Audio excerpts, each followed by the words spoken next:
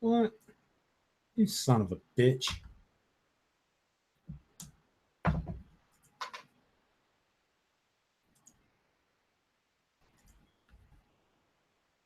Oh, that pisses me off. I had a perfect shit going, and I just messed up.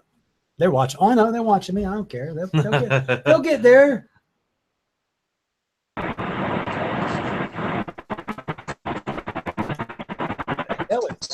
Fucking love Nevada. I got service. Yeah. Oh, fucking Dung Beetle. I was wondering what that was. What up, dude? All right, that's fucking pretty funny. Yeah, I'm laying in the back of the fucking van right now, yo. Rolling. I don't even know if you guys can see me. It's dark as fuck in here. We can kind of see you. There's a street light. Where you at? I can't believe I got service. We're about to cross the line into California. We were. I thought we were in Reno like 2 hours ago. Fuck, we were in Elko. No, we were farther than that.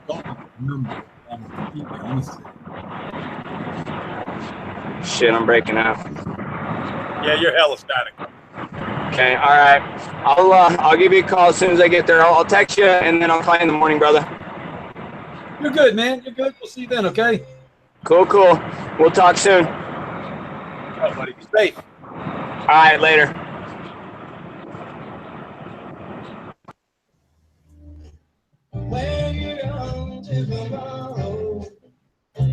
Sorry, I was talking to Dung Beetle. He's hauling ass.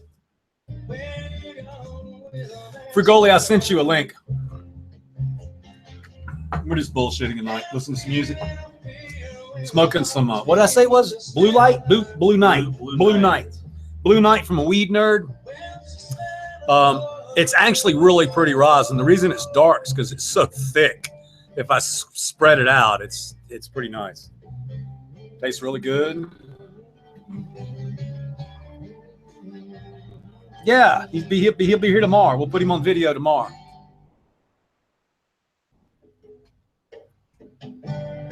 He's probably listening still.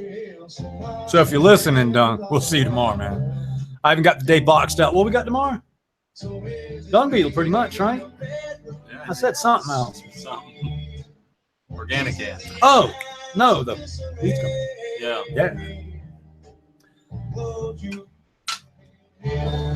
I'm doing good. So y'all got to check this out. So this is not explaining the static. I think I fixed the static. Sid brought me a 4-foot, 5-foot cord today. But check this out. Of all the shit you guys recommend to me, one guy actually said, hey, sup, I actually have that mic, and you need to make sure the gold dot is facing you. So I look at it, and guess what? The motherfucker is on backwards. So the microphone has been backwards the entire fucking time. It's probably why it was echoing, reverberating. And we got the short cord, and Sid sent me all kind of cool shit to patch my phone in and patch music in and everything. But if we're not reverberating right now, and there's no buzz, and you guys can hear me and the music, then it's fucking fixed. I'm actually whipping up a weed nerd too, so it's in the oven right now.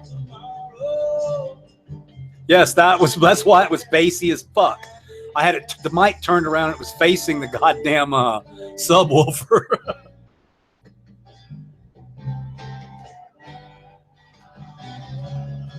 Yeah, we had fun at the Soul King today. Really nice. Thank God it finally got better, right? I love you guys too. Dung, I got to see Soul King play around with a. Much love to my boys. Hey, Mo. How you doing, Mo? The screen goes so fast, I didn't see you. Badger picked it up.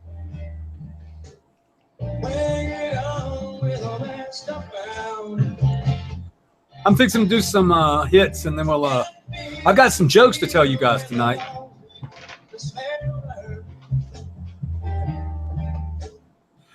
Man, I did something earlier for Badger, and I couldn't do it the second time. I sang the entire first chorus of Dynamo Hum without missing a beat, and I tried it again on cam, and I couldn't fucking do it.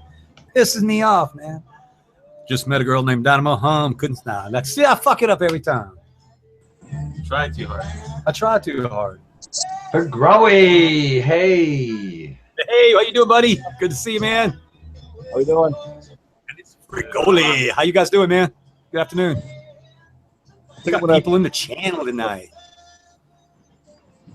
I just watched the last of the Vegas video. You guys look like you had too much fucking fun down there.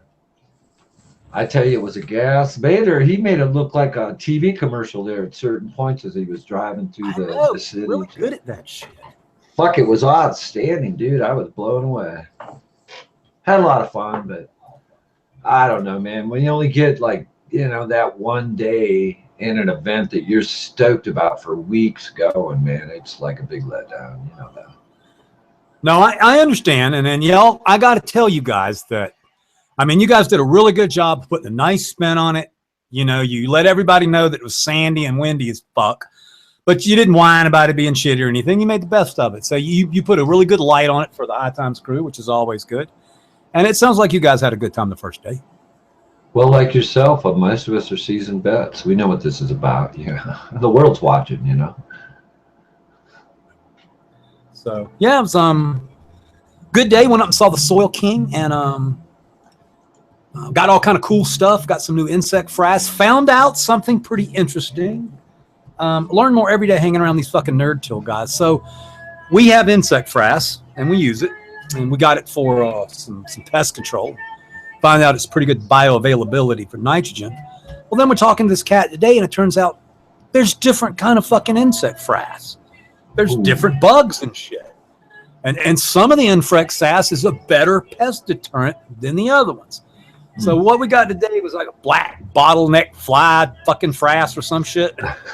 He says if you put the top coat down, he says it will just tear them up. So we treated several of our small plants and veg, and we want to see what happens. Also, Badger must have put up, 20 sticky traps? 20 sticky traps today. So Cool, man. I popped beans. I put up my video this morning with them and gave you lots of love, man. I appreciate all the nice beans you gave us. And I was just getting ready to go out and pull them out of the glass. I got my cups are all ready and shit. I'll wind up video up. I'm getting ready for tomorrow, but I saw the chat opportunity, so I thought I'd drop in and say hi to you and everything. Oh, I appreciate it. And we want to, so what time is the Ruby and Fada Mike show tomorrow? It'll be 9 o'clock again. That puts it noon on the west or the east coast. So if people care to jump in during their lunch hour kind of thing, but we'll send out that an email, and I'll try to get the link all set up tonight and everything. But yeah, I got to follow Dung today in his travels, and actually Sid shared pictures from today's Taco Tuesday at the Soil King. Taco Tuesday. That was fun. It looked like a lot of fun, and he said he's going to do it every Tuesday and do a live remote now. So let me tell you what that kid did. I want to get to Frigoli in just a second, but check this out. So he gets there, and he's actually working as a damn producer. Like, he's going to each one of the vendors. He's shaking his hand. He's telling them about the show. He's getting their business card. He's getting a sample. Then he brings me over to shake hands with them. He's got like 10 guests lined up for the show. So it's really cool. Frigoli, how you doing tonight, big guy?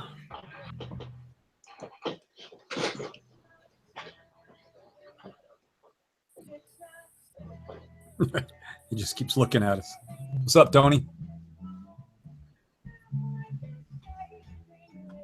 Yeah, I see Galactic's in here. I don't know. Maybe he's got his mic there. There he is. How you doing, Frigoli?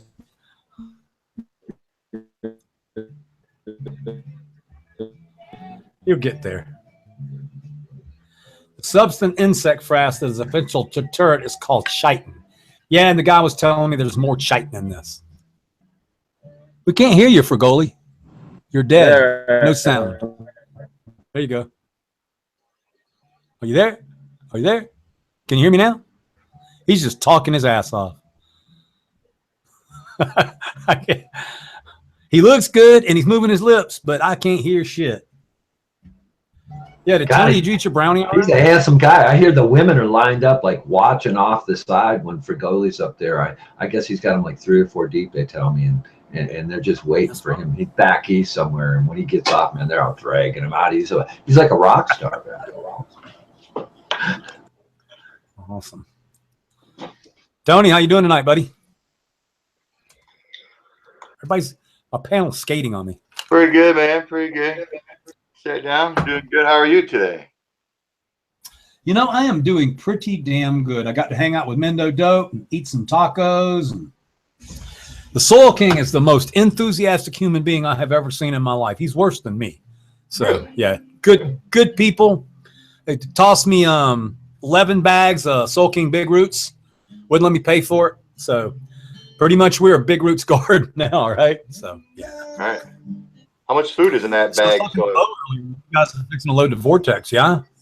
Yes, we are. Pretty soon. Yep. Hell yeah. Hell yeah. Big. Yeah, Fada's mic, Ruby Doobie and Fada Mike will be on tomorrow at 9 West Coast time and 12 o'clock East Coast time. Give him a show. Check him out. I think he's going to show you starting some beans and all kind of cool stuff. And you going to play your commercial on the show there, Fada? Our commercial, that's just like a little teaser that Rob's doing, and he's actually gonna work with us on a pin and some shirt designs and stuff, and we're gonna step our game up and buy them nice shirts that you do. Gosh, just a lot of things unfolding, dude. We are so excited. I'm excited about Cali already. That's like on the radar, you know. Just a lot going on, man, all through. Everybody's, you know, sharing the love and everything. I've seen so many videos today, and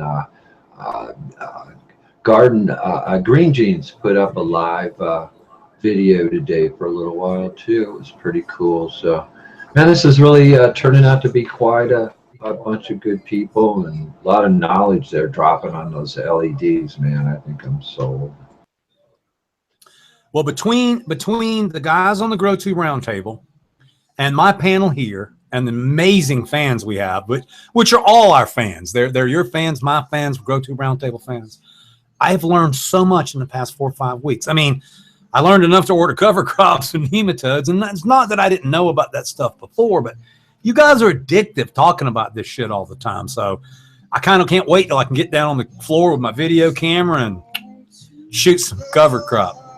Yeah, I tell you, man, gosh, these guys are stepping up my game, making me learn shit, you know. I used to just slam them in the ground and love growing, you know, just like the old days. But they've got these lights all dialed in, the color and all this other stuff. It's just, I've listened to most of them 3 or 4 times, and I still am trying to figure out what the fuck they're talking about, you know. Well, you know, it's funny that you say that because I was talking just today about getting one of Grow Mouse's LEDs because the guy's so passionate. He obviously knows more than anybody about fucking photo spectrum and shit. So obviously I'm going to order one. Shout out to Lowski for donation. I want to tell you guys to hit that thumbs up button. And so to the donation we're doing right now, hang on. Sorry. We're doing a donation for someone, a friend of Soil Kings, a friend of Patrick's. I got to pull this picture up real quick. They're raising money for him, and I'm going to pitch in with it. And it's Jordan Jackson, and she had a stroke last month, and she was going to come home today. And then the update, 3/1/17, 12 strokes and 1 brain surgery later. She's in Santa Rosa Memorial Hospital. And now the fun starts. She's got to go through rehab, go through new primary care. She'll need full-time care, therapist, nurses full-time. And so Greg from the Vallejo Holistic Health Center will match all donations up to $1,000. So we're going to help this family out through Soil King. And the nice thing about it is whatever we match whatever we raise is going to be doubled. So this week until Saturday night at 12 o'clock for the show, we'll be raising money for Jordan Jackson and her family. And that's just what this is about. You know, we found somebody in the cannabis community that needs our help. And so we're going to reach out and we're going to help them. So you guys donate $4.20 or $1 or whatever, and let us help this family out. Well, I see you made it in there for Gully. How you doing, buddy? Doing well, you know. When So Cool invites you to his live stream, you gotta make it work. Whether it's 4G in the garden, you know, in and out, or sitting down back in the Wi-Fi. So I appreciate it, man. I was just getting a little work done in the garden. Interruption. No, it's fine. I needed a break anyway. Just kind of doing some post harvest cleanup, I guess. A lot of vacuuming and brooming and all that fun stuff. Right. Hey, Fagroli, I owe you an apology, my brother. I didn't know we were live and chat was up and everything. I didn't want to give away your secrets there in your garden. I got yeah, man. I barely caught it as I left, but I guess thanks for the kind words.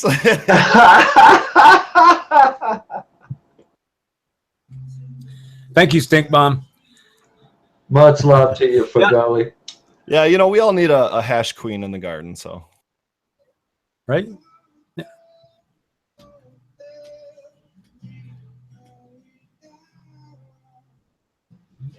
Oh my God. So the American one is who sent me all the vintage stuff, I think. Thank you very much for a $10 donation, Perth Matt and Malik. Malik, you're a mod. You're not supposed to be doing that.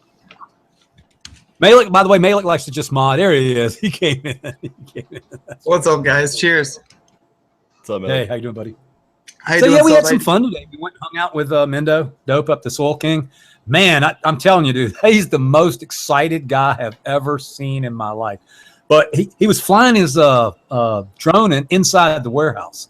It gave me a little more confidence. Like he would fly it right up to your face and take a picture of you and shit, and then fly it over to somebody else. And it was the first time he flew it, so I think I can fly one without crashing it. So.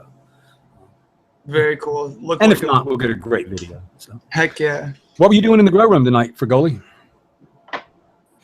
So we took down a table of 24 karat gold, and I defoliated the rest of the true OG that was left over. Kind of left like the top 50% of the top colas, and then I did that live resin run of the kind of bottom 50% of that. I did that today, so that's on the Instagram and it's in the oven right now. But yeah, just kind of clean it up after that. Got plenty of harvest. We run perpetual over here, so it's kind of nice to have the work spread out, but at the same time you're constantly working. So that's Yeah, we know. Yeah. I'm actually doing some couple of changes. The one thing I wanted to talk to the panel tonight about, just in passing, but we've got that 630 watt CMH hanging there in the front of the area, and I guess it's 2 foot above the plant. And the first thing I noticed I love the lights, bright as hell, but the throw on it is really narrow. I mean, I've got it about 24 inches above a plant, and I got a plant next to it, and the plant next to it's not really getting a lot of light. So we talked about maybe raising the light a little bit, but I just, you guys will know about the stuff more than me. So is that normal for it to not have a throw? Yeah. Those a lot of those double-ended hoods obviously are very small. Like even the Gavitas, most people are running those at 4 feet above the canopy or so, just because they are so powerful. Now those are 1,000+ watts, not 630. So you can certainly get that 630 closer to the canopy, but you might want to try 3 feet. Unless you're trying to just cram as many as possible in there. Controlling your environment. I would just raise it up a little bit. Those 2 plants pretty much. Yeah, we're testing it out on 2 of our favorite plants. The one is the Jack's Cleaner, so we'll be able to test out the volume of shatter. Our shatter guy can tell exactly the return. And then we're also doing Apollo 13, because Apollo 13 makes hash that will make you see shit, but it has teeny resin heads. Most of it collects in the smaller bags. So He said he's gonna have to blast it more than likely. yeah, Matt said he'd probably have to shatter that too. But I've made really good bubble with Apollo 13s. Anyway, what we're looking for is increased resin production. So the way we've got it positioned, and you'll see in the video, we actually have it on the plants, but we've got it cocked just a little bit, so it's blasting down on the HPS plants as well. So in between that division, we'll see what's going on. I'm sorry, go ahead. Well, I was just going to say that's right up my alley. I think the next cycle I'm going to do a full room of just growing for extracts, because I think that's really important and something that's kind of left out a lot. But yeah, that resin production, let's figure that one out. Yeah, we're doing the orange sherbet, the orange juice, and the Pinot, all hash for me. 3 whole fucking quadrants is nothing but hash. I told him, I said, man, you got a lot of trimming to do. He goes, yeah, but he goes, 2 quads is just hash. So I just chop it up and throw it in the freezer. So yeah, it's nice to be able to do that. So those lights. How you doing tonight, Malek? Go ahead, Vada.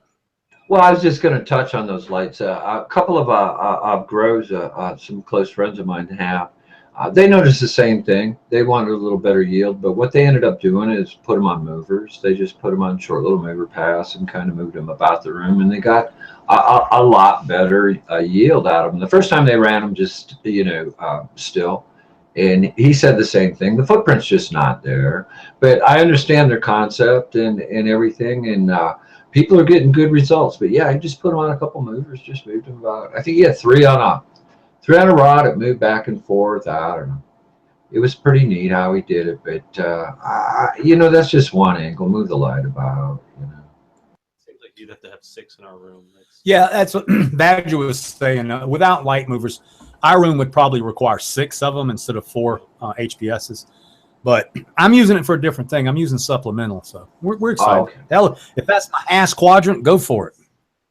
Yeah, there you go, buddy. Get that stuff built up fast. Cheers. Speaking of hash.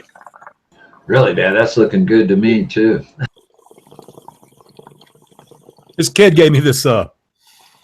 You'll see it on the video I'm uploading. But it's dark. What I say? Dark night. Blue night. Blue night. Really good. The bud was really tasty, but it didn't burn that well. Badger said, but he gave me about a gram and a half of rosin that he pressed out from it.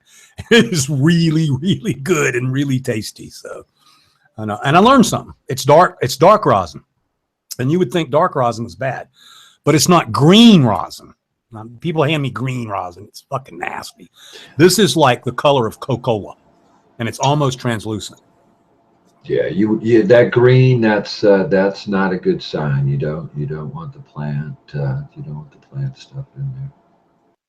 I had people give me all kind of stuff, and somebody gave me some not recently. It was really green. They call it terp sauce. Is that what it was? Terp sauce. And I took a long little thing to taste of it. It was tasted okay and everything, but Badger was telling me that terp sauce is unpurged BHO. Basically, you put it in a jar and you purge it in the jar, and all the terps stay in there, but all the butane. Is that right? They're probably doing like a double boiler kind of method just to heat it up that way. I'm never done it. Not familiar with it. I would just recommend vac purging, but of course. It just seems to be the new thing though, is this terp sauce, this slightly I guess it's very flavorful, but it doesn't sound like it would be very good because the parts per million are pretty high up there. And the other thing I worry about this, we talked about this on the show. Tony's got his brownie out. 1,000 milligrams. Yeah, it's 1,000 milligrams. Did you get your box today, homie? Yeah, he did. He smiled like a bitch. He got his box today.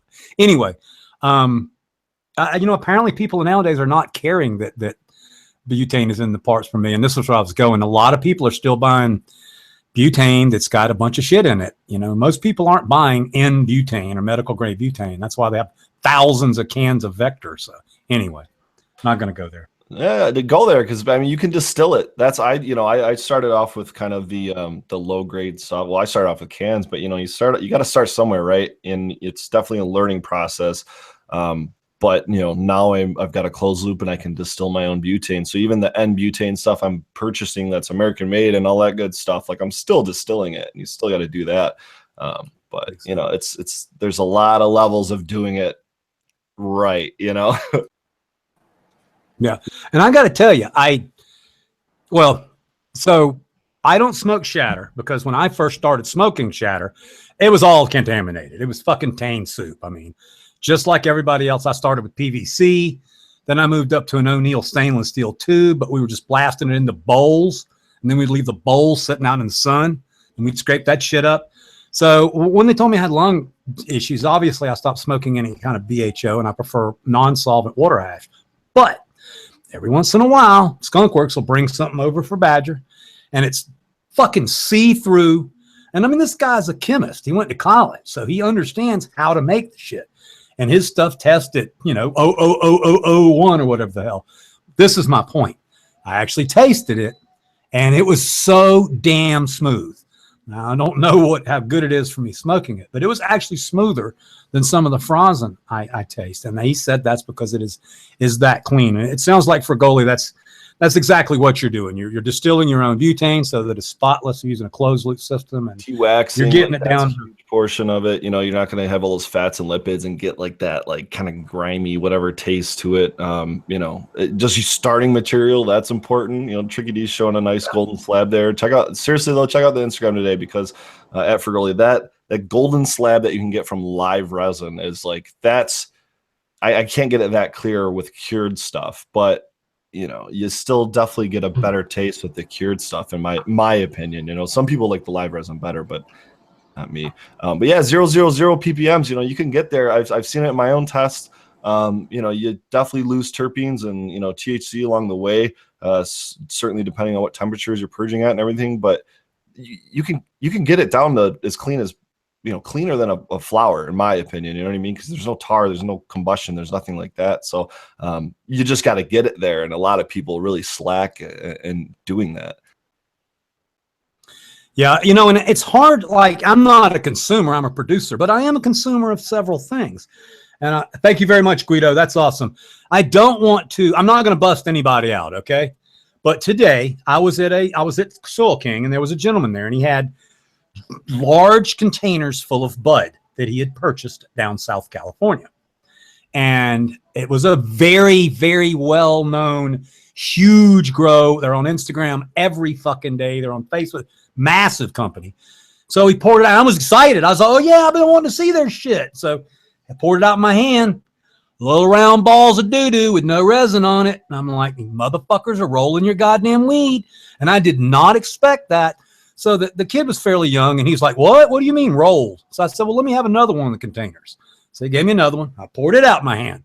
Little cannonballs all rolled up, about the size of a damn musket ball. And I said, dude, weed don't look like that. And so I was standing next to a weed nerd, and he had some Gorilla Glue 4 that he had grown, and he pulled it out, and I showed it to the guy, and the guy goes, holy fuck, what's that sugar all over it? And I was like, well, that's how it's supposed to look. So I was really disappointed. Again, I'm not going to say who it is, but I'm a major fan of these people. And nah. Anyway. Well, Chicky, how you doing? yeah. You know who I'm talking about, Tufon. I know you do. Dude, I've been to a few stops in my life, and I think one of their biggest problems is they really don't know how to use their equipment in the final end. And when they tumble them buds down that rolling chute, it just knocks the shit out of the chrome. They'll either do it too fast or too wet, too dry. I mean, it's a science, as we all well know. It's a science of the dank. Hey, that's a good one, dude. That was good.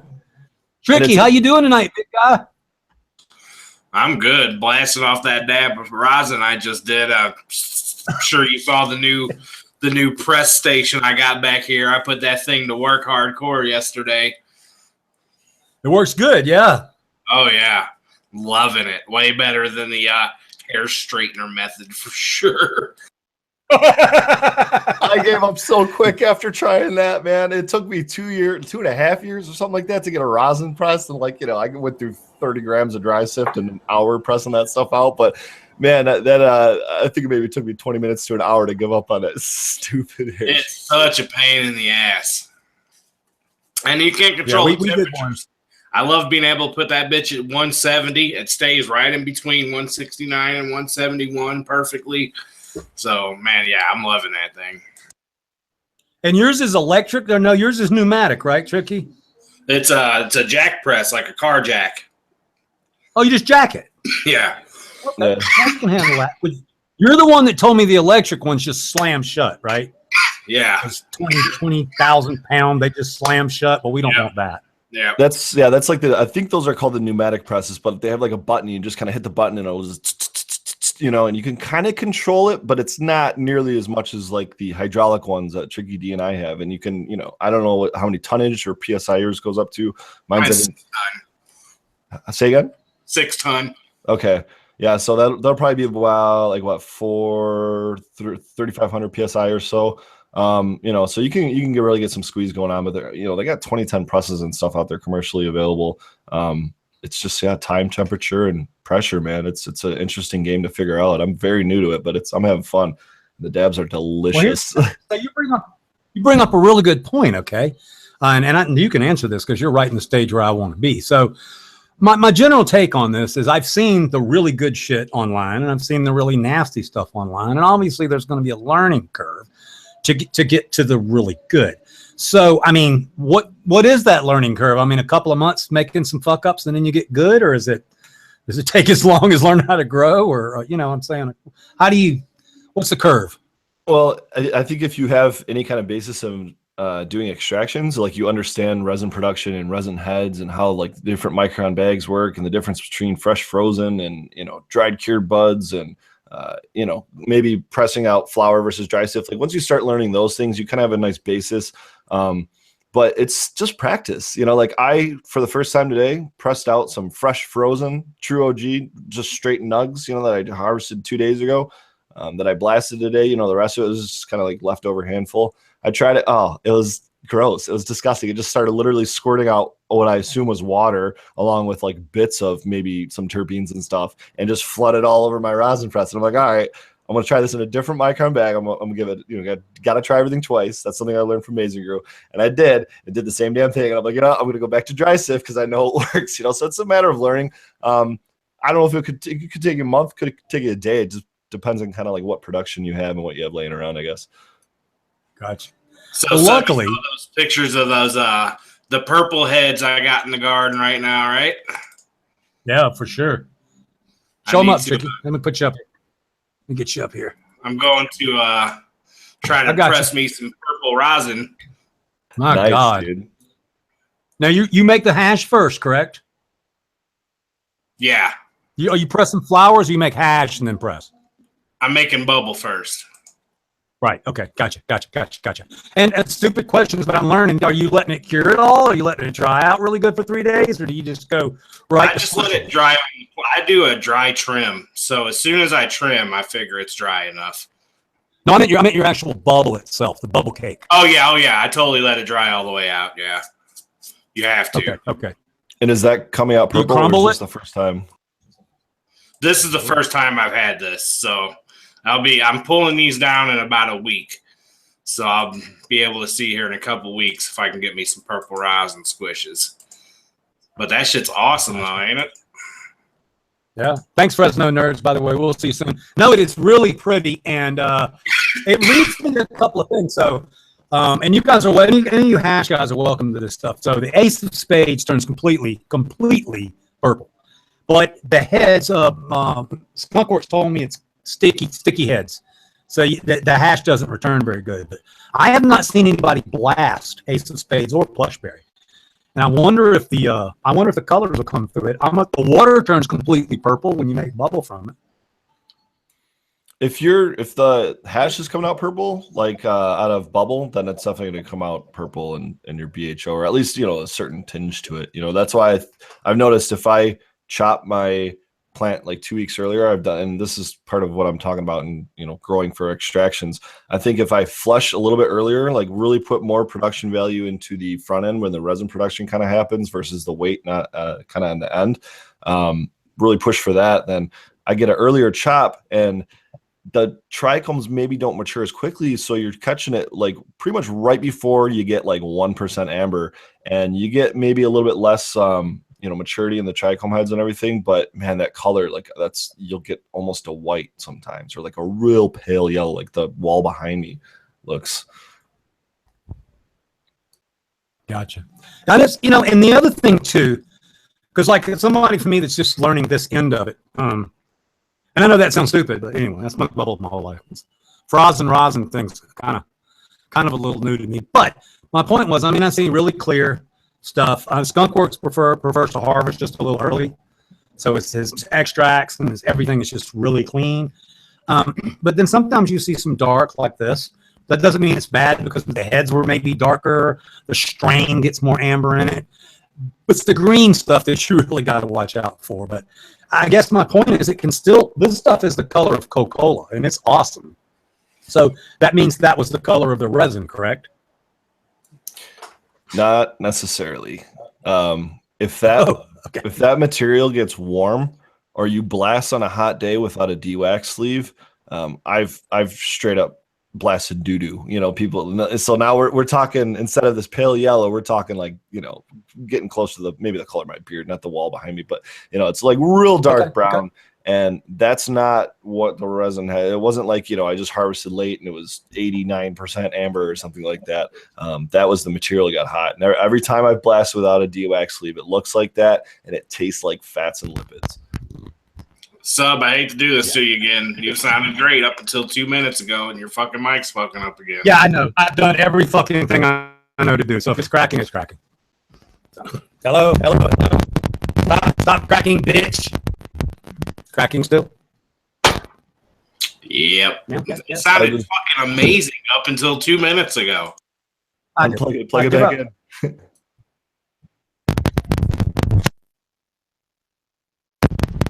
It's brand new cord. It's brand new everything. It's so frustrating because I've spent so much time and money trying to get the damn thing clear. Anyway. Yeah, it's not quite the hyperspeed we get from Vader OG, but I know. Anyway, we'll work on it. I'll get another damn mic. I thought I had it fixed today because I have a brand new 4-foot cord. I thought you did too, up until just a couple seconds ago. I thought it was fixed. It's cracking right now. Seriously, this is me. Okay. Well, I'm gonna do a bong hit.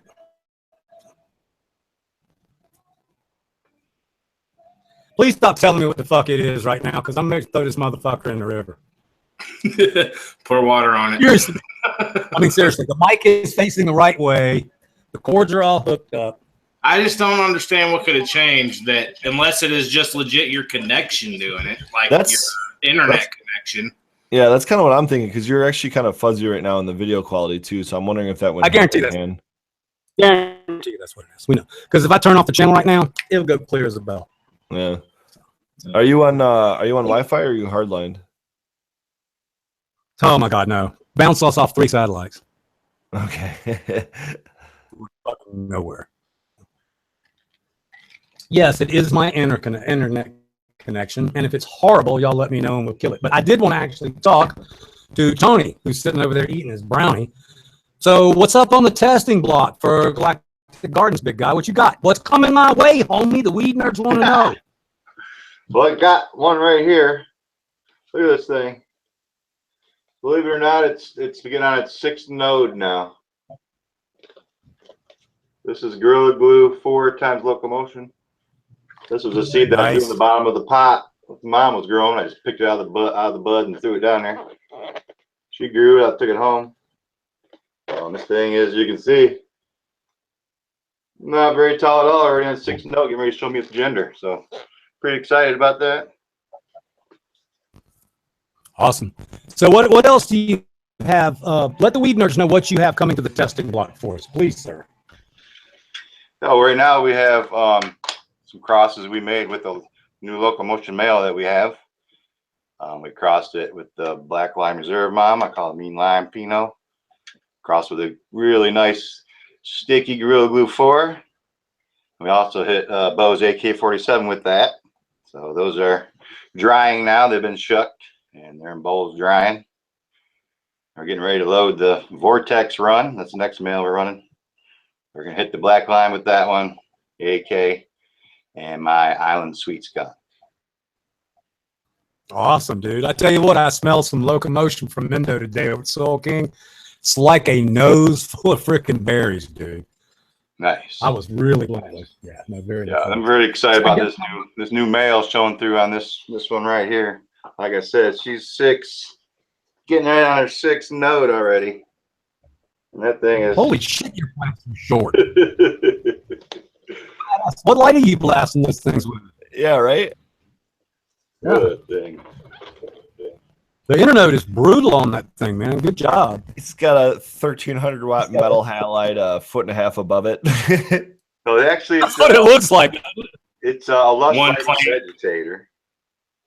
So it is under an LED. So it has that little slight advantage, but I can tell you my experience with that light. This one is stacked pretty good. So even the stretchier plants do stretch a little bit more under an LED. This one is showing some real good promise on my new locomotion male, so I'm pretty stoked about it. That's fucking awesome.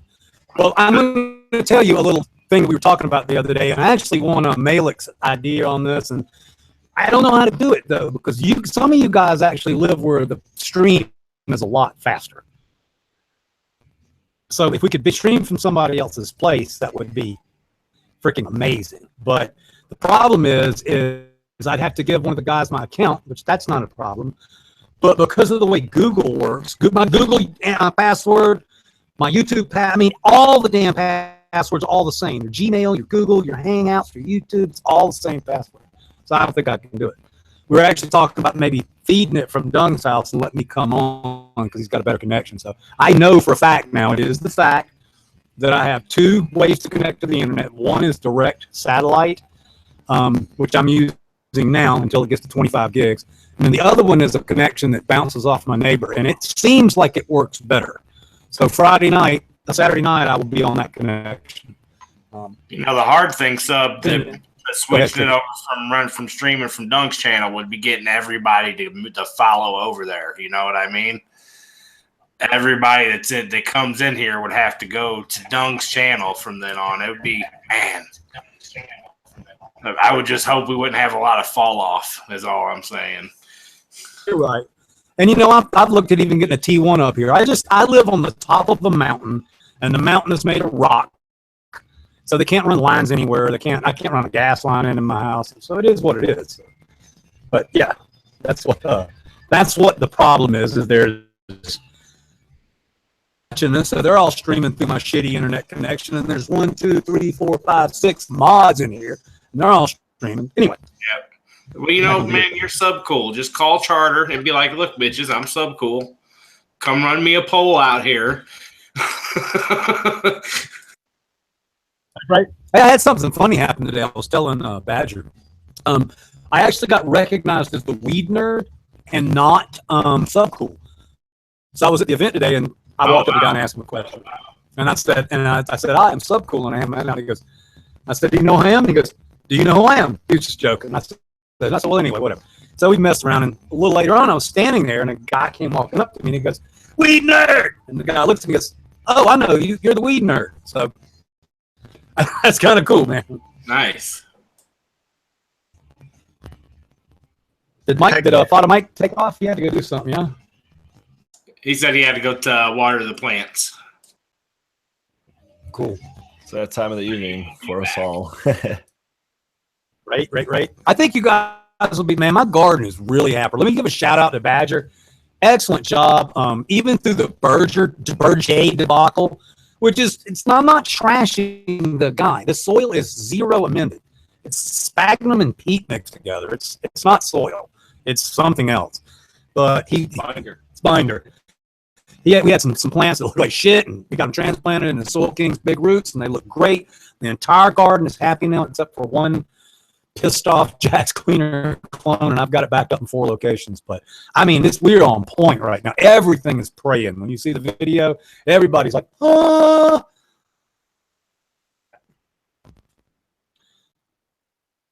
Malik.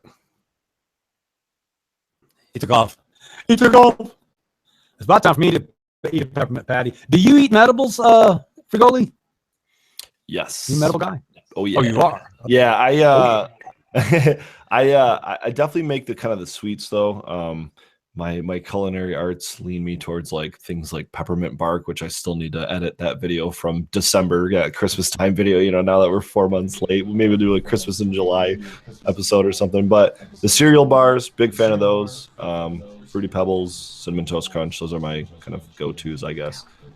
But yeah, then I used to make a lot of just coconut oil and just dump it in everything from my eggs to my brownies, That the guy that gave me the really green terpy stuff, I just mixed it in with crunchy peanut butter, put it in the microwave, about a gram of it.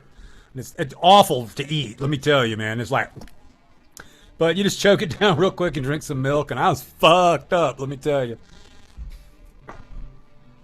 I try to shoot for about 100 milligram doses. I think that works really well for me. And I'm not like eating them in daytime or anything like that. That's definitely like a nighttime or whatever kind of thing. But right. Yeah, no, I mean I think it's a good way to ingest it. I think it's probably one of the best ways actually. I have to be careful though, and I learned it today. So I sit here with you guys, and I've been eating upwards of 1,000 milligrams or more while I'm hanging out with you guys because I ate 2 patties last night. That's 1,000. No, the night before. So last night I went back to my 3/4 of a patty. I slept pretty good, but I actually got up at 7:30 this morning. Normally it's like I'm in a fucking coma for an hour after I eat that much. So. Yeah, I'll tell you one thing. When I went over Tony's visit, he showed me his stash, and it's about 3 foot high and about 2 foot in the patties. So pretty wicked. Well, like I say, it really sucks because she's going to go out of business in 2018 because the kitchen has to be an industrial. Yeah, her kitchen has to be in an industrial park. So she cooks her stuff in her kitchen, which is clean, certified. I mean, very nice operation. But any type of anything in California that's made like that now, it's going to have to be made in a commercial kitchen. But a lot of people in some states will actually go into a what you got there, big guy? What is that? That's my filter. It's a filter tip. Oh, okay. I got you rolling a doobie. But anyway, so you can't use someone else's kitchen. Like somebody suggested, hey, you just go in somebody's commercial kitchen at like 8 o'clock at night when the restaurant's closed and make up a batch. You can't. The only fucking way you can make it is to rent a goddamn building in Cracktown, in industrial park where all the fucking old buildings and shit are, and build a kitchen. So that's a problem.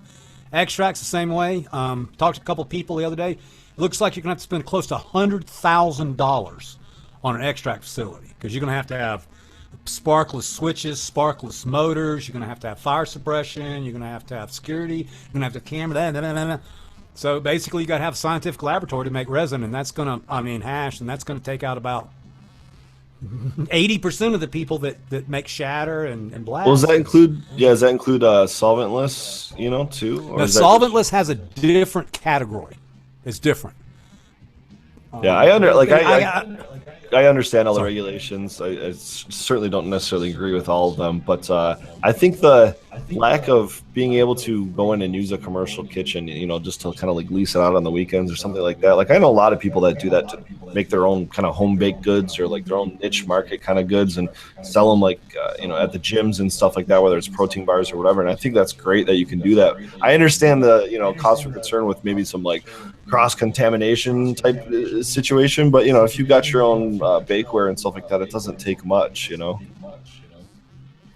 Yeah, no, it really is kind of a mess in all the states. I think Oregon's limit shit at like 10 milligrams or 20 milligrams or something like that. So but I don't know if you heard me talk the other day for Goalie, but so I have a unique situation here. I had the compliance commission and a lawyer and somebody else come out to my house last week, and so they brought all their toys and wheels and bells and whistles and got the map out, and they had my shit aerial map and everything. They showed me my property and everything. So I got 3 acres, and it looks surprisingly like an autistic piece. It looks like a puzzle piece. So I've got a neighbor down the hill from me, and it's ways. If I want to go visit him, I get in my goddamn car, okay? And I got a neighbor up from me, and if I want to visit him, I get in my scooter. So these neighbors are not close to us. We all own 3-acre plots, but there's this thing called an easement, and the easement's 300 yards. And so if you draw a big circle around that neighbor and a big circle around that other neighbor, the circles overlap my land, and I cannot fucking grow rec here. And it's bullshit because I own 3.2 acres. That's a big piece of property. And nowhere on my property can I grow outdoors recreationally. But the thing that I don't understand about this stupid fucking system is my indoor was approved. So I have a 500 square foot and under indoor canopy unlimited to make seeds or buds. And I can take that and sell it recreational. Well, if I got 6 giant pot plants in my backyard, the system is fucking stupid. So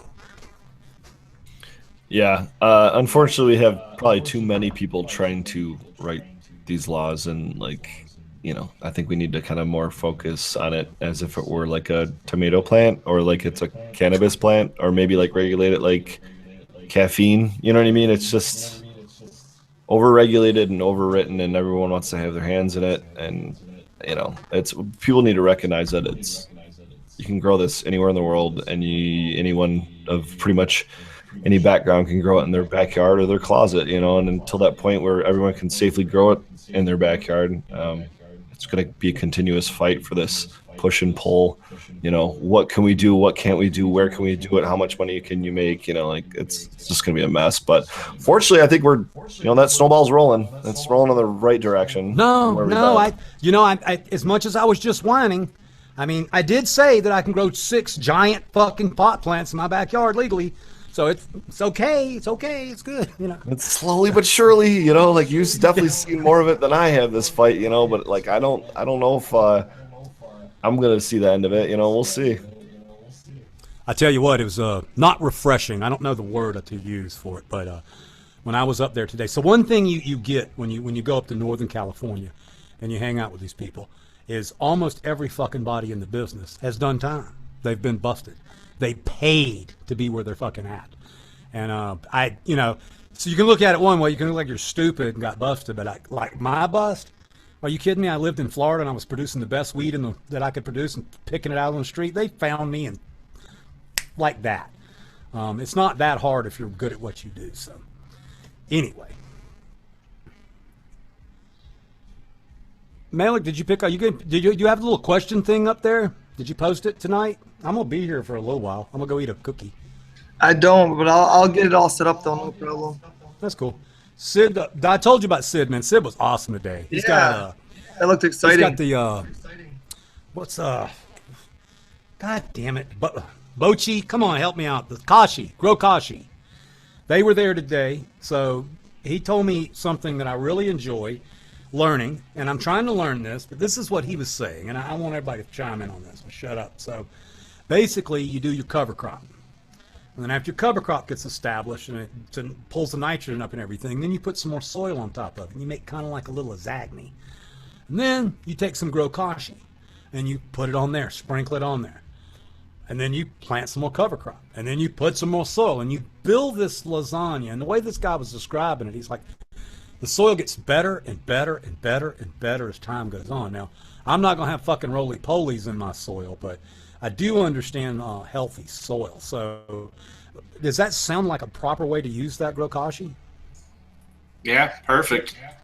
Yeah, the way that Minnesota Nice was talking was the same thing, that lasagna and that big area for those microbes to live, more surface area. Oh, yeah, I'm digging it. Yeah, and we'll see how live I go outside. Now, inside, again, you're not going to see roly-polies and shit in my dirt. Worms? Okay. Nematodes? Cool. Cover crop that I got from Build a Soil? I'm down.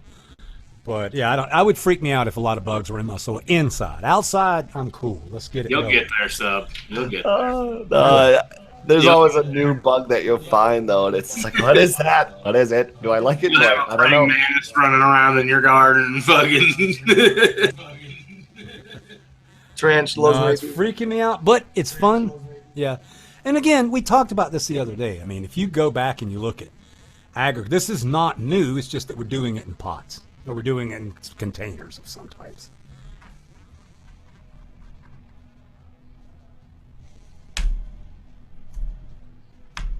Sorry, I'm getting me a dab. I go quiet when I get a dab. I guess I'll have to join you then. Right? It's time to do a dab, guys. Dab time. You stole my line. I stole your line? Oh, yeah. That's right. Tricky has to do it. I'm sorry, man. The fuck am I doing, man? You just got too excited for that dab. What's wrong with me? So, Sub, I have landed up with 4 of the JC Cindy's. 4 total. I still have not called Duke just because I really want everybody to tell me, oh, I gave a pack to Badger to crack, too. Did you? Let's get to start tomorrow. Okay, so you're cracking it, and you're cracking the stuff for. Check this I'm out. putting 5 in the evaporators and 5 in the paper towel. Just Okay, that's cool. And you're gonna do the stuff for the neighbor? Yes. Okay. Yeah. So check this out. I got a neighbor, and he don't grow weed, don't smoke weed. Think he voted for Trump, but we're friends. I'm friends with all my neighbors because that's the thing to do if you're a grower. I went and knocked on every one of them's door, shook his hand, told him who I was, told him I grew weed, told him I didn't deal weed, told him I wouldn't have any fucking traffic, and anytime they need to talk to me, just give me a holler. And everybody around here loves me. But the one guy, he's probably the most right of all the people there. And he came up not too long ago and he said, "Hey man, can you come down and talk to me?" I said, "Yeah." He goes, "Can you get me some seeds?" I was like, "Yeah, I can get you some seeds." So I gave him a 10-pack and I told him to start them just like any other seeds. I saw him today. He put them in expanding peat pellets, and of course they look like shit because the damn pH is so low. So Badger's actually going to have a good neighbor. I'm going to start the damn seeds for the guy. Because you don't know how. Hell yeah, man. Yeah, those things hang out at like what, 4.5 to 5. Yeah, that's the first rookie mistake you make when you're a kid is Pete. But anyway, he's going to put 3 400-gallon pots. He's going to do exactly what I say to do. But the biggest thing is, they're retired. They don't have a ton of money. A lot of people in California are established. They burn wood for their fire. They buy some groceries. They do this and that. But they don't have a lot of wealth on them. But, he sees those giant trees in the backyard, and he sees my brand new Toyota truck, and he's like, I want some of that. So this last year, he's going to get on it. It's not a right or left thing. People got to realize, I think that's what he figured out right away. He thinks it was a green thing. So, no, I've met people that smoke that you would never expect. I'm sure you guys all have too. Somebody will approach and be like, you know them for a while, and they finally let you know they smoke, and you're like, holy shit, I never would have guessed. But it's really weird. So I got a story. So one of my stories is it's about cocaine. So like I did cocaine when I was young, but I don't do cocaine anymore. I haven't done cocaine in 17, 18, almost 20 years. I haven't done a line. But and because of that, people don't tell me about drugs. Okay. So I pretty much thought that, like, I don't know. I thought basically where I lived there wasn't any cocaine. Well, I just found out the other day at the little pub I go hang out in, that I used to drink at, I don't drink anymore. People are doing damn blinds in the bathroom and shit. Nobody told me. I was like, what the fuck? People are still doing cocaine and shit in these times. I don't know. It's kind of weird. So this was my point. As long as you do the shit, it's almost like cocaine is more acceptable in like upper echelon yuppie fuckers than weed is. I mean, it's totally normal to go to some fucking party and do a bump in the bathroom when you're sucking some yuppie fuck, but they won't smoke weed. That shit's always driven me crazy. Have you noticed that? It's the stereotypes that go along with it. It's the rich man's drug versus the the hippie stoners drugs, right? That's kind of just it. Right. That's kind of just it. Yeah. I lived in Georgia and the shit was cheap, but not good for you. Did you see this? Have you seen what I've been putting up a little bit? This is he's in channel right now. I hope he sends me a damn email, but he sent me the ton of this really cool it's vintage artwork. So this is from 1977, and it's really cool what it's got in here. It's got like, so this is can you see? It's got all these little olds. It's got tie sticks. It's got Oaxacan. There's the tight sticks. This is California Green Bud. That's the name of it. But it's cool. One of them's a hash journal from 1947. That's pretty fucking badass. Playing cards. Little playing cards for weed. So I'm going to give some of the stuff away online because it's not fair for me to hoard it all. It's really cool stuff. So we'll get a contest going Saturday night, and we'll give some stuff away.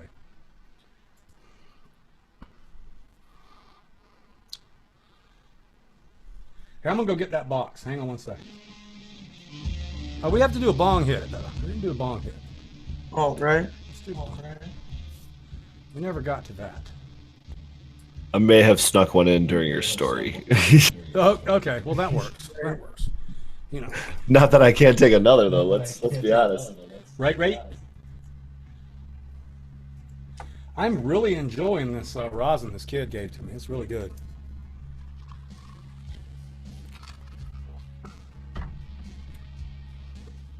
Has anybody ever seen the Red Hot Chili Peppers when they play naked with socks on their cocks? Have you guys ever seen that shit? It's for real. Like, they came out on fucking stage with socks Not on live, their thongs. And yeah, they did it, man. I was like, what the fuck? It's kind of funny, though. Flea is a fucking amazing bassist. And I don't think people really realize it because he's so out there, the way he looks, the way he acts and everything, but he does not fuck around with the bass.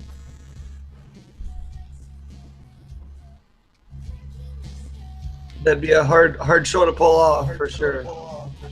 Right?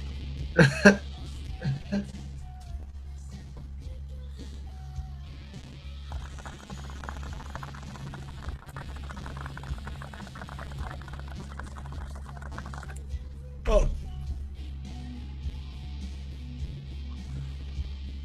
Damn, that was a real bong hit there. Holy shit. Cheers. Cheers. Right. Oh snap. Easy killer. All right, I gotta go this shit. See, this is cool.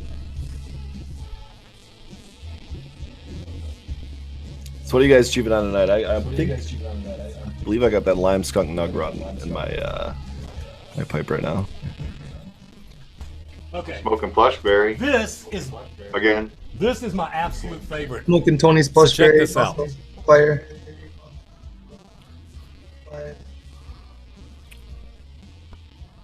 So this is the marijuana date book. How fucking cool is this? It's got the dates and what's going on with your reefer plants. There's a journal, and it's not touched. So this is mine. Yeah, that looks vintage. Check for these sure. out. All this shit's vintage. This is not open.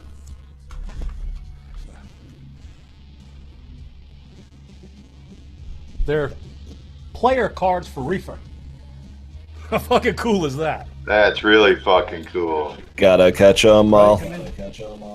Check this out. Unopened Wow. reefer cards. And there's a phone card in each one. Is that fucking cool? Oh snap. And then, this is my favorite. This is a hash book from 1947. That's fucking tight, right? That is tight. Now here, I'm gonna show y'all some dank, okay? You ready? Bring it. Look at that shit. Mm-mm. What does it say? 1977? Doesn't even look like weed. Yeah, here's your Colombian gold. So what's It looks like the top 40 strains of that 1977 High Times magazine or whatever. It's like something out of Alien That's versus exactly what it Predator. looks like. Geraro. Fuck yeah. Fire it up. Now here you go. Check this out. Look at the Maui. It actually looks good. That's Hawaiian. Anyway, I'm gonna give this to Frenchie if he doesn't have it. This is the Great Book of Hash. So it's got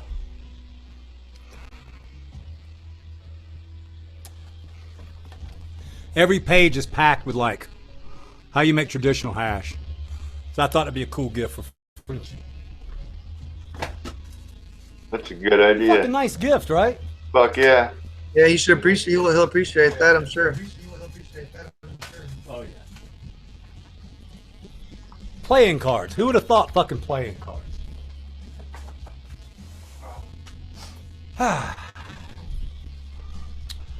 Frigoli's always so happy over there behind his mic.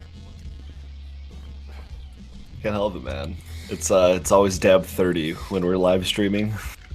It's always dab 30 when we're live streaming. Me too. I don't get high anymore unless I turn the camera on. Whether it be recording myself or talking to you guys.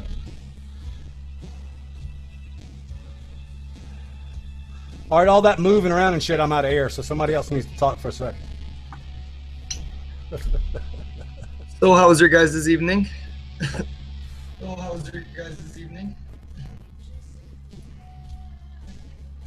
Good. I'm not gonna lie. I took a little power nap. That's the only reason I'm up right now. I'm an East Coast or Eastern time zone kind of guy, so it's quarter to 1 a.m. right now, and I definitely still have to get more work done in the garden. But you know, got up early to blast, and now we're here. Well, you know what? I noticed this the other day. It's really fucking with my time schedule. But I don't know whether it's the show, the connection between you guys socially, whatever, but I feel super connected right now at night. I mean, this late at night. And we've been staying up till 1 or 2 in the morning. The East Coasters been staying up till 4 fuckers. I don't know. We just seem to have an enormous amount of energy. I don't have this kind of energy in the morning, but I don't know. It's fun. That's all I can say. I enjoy it. It's like a brainstorming session every time we throw these cameras on. You know, it's great. Yeah, the chat loves it. It's rocking. Who does? So it's time for I think we should take a small break. And I'm going to share a video. I've played it before, but I enjoy it. So I'm going to share it again.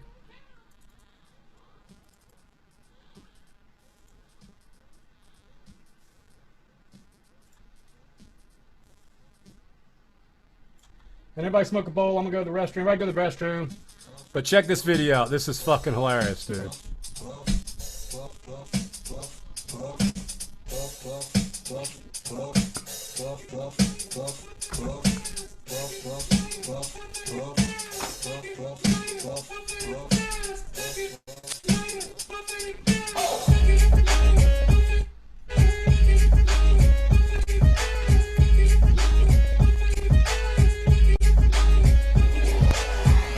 Smoke some weed, only got $30 in my pocket.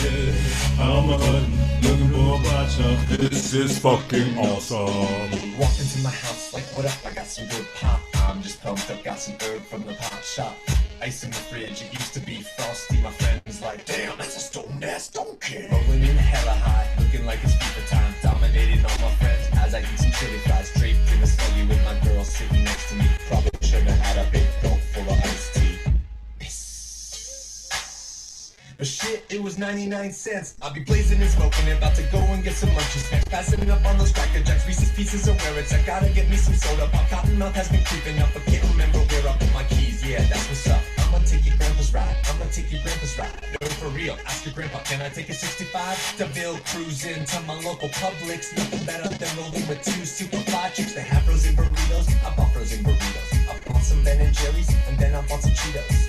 Hello, my main man Obama. A couple states have just reformed their laws on marijuana. What you gonna do? Send the feds down? No, the DPA's gonna be like, they got volcano. I'm gonna smoke some weed, only got $20 in my pocket. I'm a hunting, looking for a pot shop. This is fucking awesome. I'm gonna smoke some weed, only got $20 in my pocket. I'm a hunting, looking for a pot shop. This is fucking awesome. What you know about the science of marijuana? What you know about people suffering from glaucoma? They need it, it helps them with their condition. If you don't believe me, then just ask some eye physicians. Thank your granddad for voting for that guy. Richard Nixon is the president who made the plant illegal. But science is now showing that it's medicine for people, and the private sector's fighting to keep all of that illegal. Alcohol and tobacco, pharmaceutical prisons. I'll take those 4 major lobby groups and fight those motherfuckers. They're making money day and night, all those motherfuckers. And bribing Congress out of sight. Oh, motherfuckers. They'd be like, oh, it's immoral and unhealthy. I'm like, how many people are you making wealth? Anti-marijuana lobbies are making all kinds of profits, and they don't want you to stop because of all the special interest. I call that getting swindled and peeing shit. I call that getting tricked by the government. That law's hella old, so it's time to update it, regulate it, and then get it under state control. Peep game, look into my political telescope. Think it's gonna stay like not hella won't. Not hella won't. Hey Obama, stop being a hypocrite. You used to smoke weed. I'm gonna smoke some weed. Only got $20 in my pocket. I'm running, looking for a pot shop. This is fucking awesome. Let's end the war on drugs. It's time to pull the plug. These special interest groups are nothing more than corporate thugs. Let's end the war on weed. The people have agreed. These special interest groups attempt these laws with bribery. I'm gonna smoke some weed. Only got $20 in my pocket. This is fucking awesome. Anyway, I like that. Speaking of that, though, does anybody know what stupid fucking shit Sessions said today? I haven't had a chance to watch the news or anything. Did Sessions say anything fucking stupid or positive today?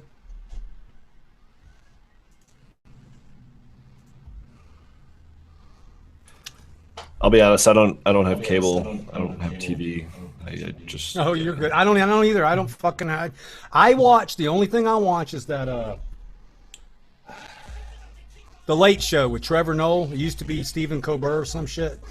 I like to watch that on YouTube because it's funny and they actually talk about the shit that's going on. So that's the only kind of news I can take. But somebody told me that Sessions had changed his take on everything and he was not going to go after recreations anyway.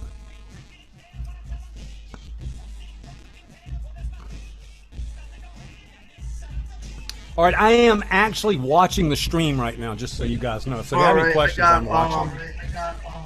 One person, Ryan Miller, was asking you, what landrace strains have you used before, or have you grown out? Not very many. I'm a hybrid guy. Jack's Cleaner has lamb's bread in it. Lamb's bread's probably about the closest I've come to a landrace. But, you know, for me, what I tried to create was fruity strains with heavy resin that finished in 60 days, and that's not land races. That's right up my alley. Can go out. I know you like those 14 weekers for goalie. Dude, I'm all about those citrusy resinous plants. That's really all I want. That's what I'm talking about. Did I hook you up yet? Yes, sir. I can't remember. Yeah, we'll announce it right now. Yeah, I don't have the packs right here in front of me, but I appreciate it. And those are definitely going to be going in probably, let's call it 3-4 months from now. Because I got a plan for those. Cool. Quite the honor. Pete Arena was created by one of my breeders, so not me. What'd you say, Grilly? I'm sorry.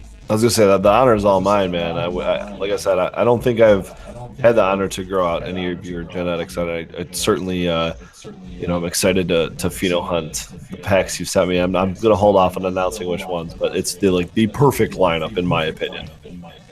Oh, cool, man. That makes me really happy then. All right, Malik, you got another question, big guy. Yep. Let me read it here. One person was asking a question about if they're gearing up for super soil, what pH should they amend the soil to, or will the lime level it out? The lime should level it out. That's a really good question, just so you know. The lime should level it out. The recipe, as on the menu, will come out about 6.8, but it can vary a little bit because regional things vary. I mean, down to earth is what we use mostly, but when you go out to the East Coast, things are a little different. Worm casting is a little different on the East Coast. Fertilizers based in different areas, so it can be slightly different. One thing that I actually recommend somebody buy, it's not very expensive, and it's old school technology, and it's a soil pH tester. And the reason I recommend that, because if you try to do like a sludge test or anything on super soil, like if you try to mix some up in some water and shake it up or some shit, it's really hard to get the test to work right. So they make these, it's like $10 for a pH probe, and you have to stick it in there and you have to leave it the fuck alone. Just leave it alone. It takes a long time to adjust properly. But eventually, it'll tell you the pH of the soil. We've done ppm tests with super soil too, and it's hard to get a clear test because when you do a runoff test, there's a lot of stuff in the water with it. So Super soil, if you make it properly as per the recipe, you don't overwater it, you let it ferment properly for 6 to 8 weeks, I think you will get incredible results. Okay, very cool. All right, one person says, "Hey, sub, big fan. Do you see yourself doing a breeding project in the future for higher THC strains? Jack the Ripper being his favorite." Yeah, and you know, I've looked across everything that I've seen, and the Jack the Ripper, there are certain phenotypes that go as high as 6, almost 7% THCV, and from what I've read, that is incredibly high. So with modern technology nowadays, you know, in the old days, it took us forever to find stuff like this. But nowadays, you can grow out a 10-pack of seeds, take your 5 females, get a test kit, and you can find this stuff out really fast. So I'm going to be honest with you. THCV appeared in Jack the Ripper by mistake. We didn't plan on it. It just happened. And then it happened again, and it happened again, and it happened again. And now we actually see a pattern. The strain has, most phenos contain a couple of percents, up to about 7%. And just so you know, THCV acts on the CB2 receptor. It's an autoimmune system, and it can stimulate your immune system. And it also reduces appetite. So that's why a lot of people actually seek THCV. Very good. Cool. One person asked, was there ever a Hell's Angel OG times Space Dude cross? You know, yeah. So Happy is a breeder for North Star Genetics. He works with us because he has a lot of greenhouse space. And he's created several strains for us. And one of the strains he has, the mother's, is Hell's OG. Hell's OG's got tags with it, too. You have to ask permission to work with it. Shit, we actually have permission to work with it.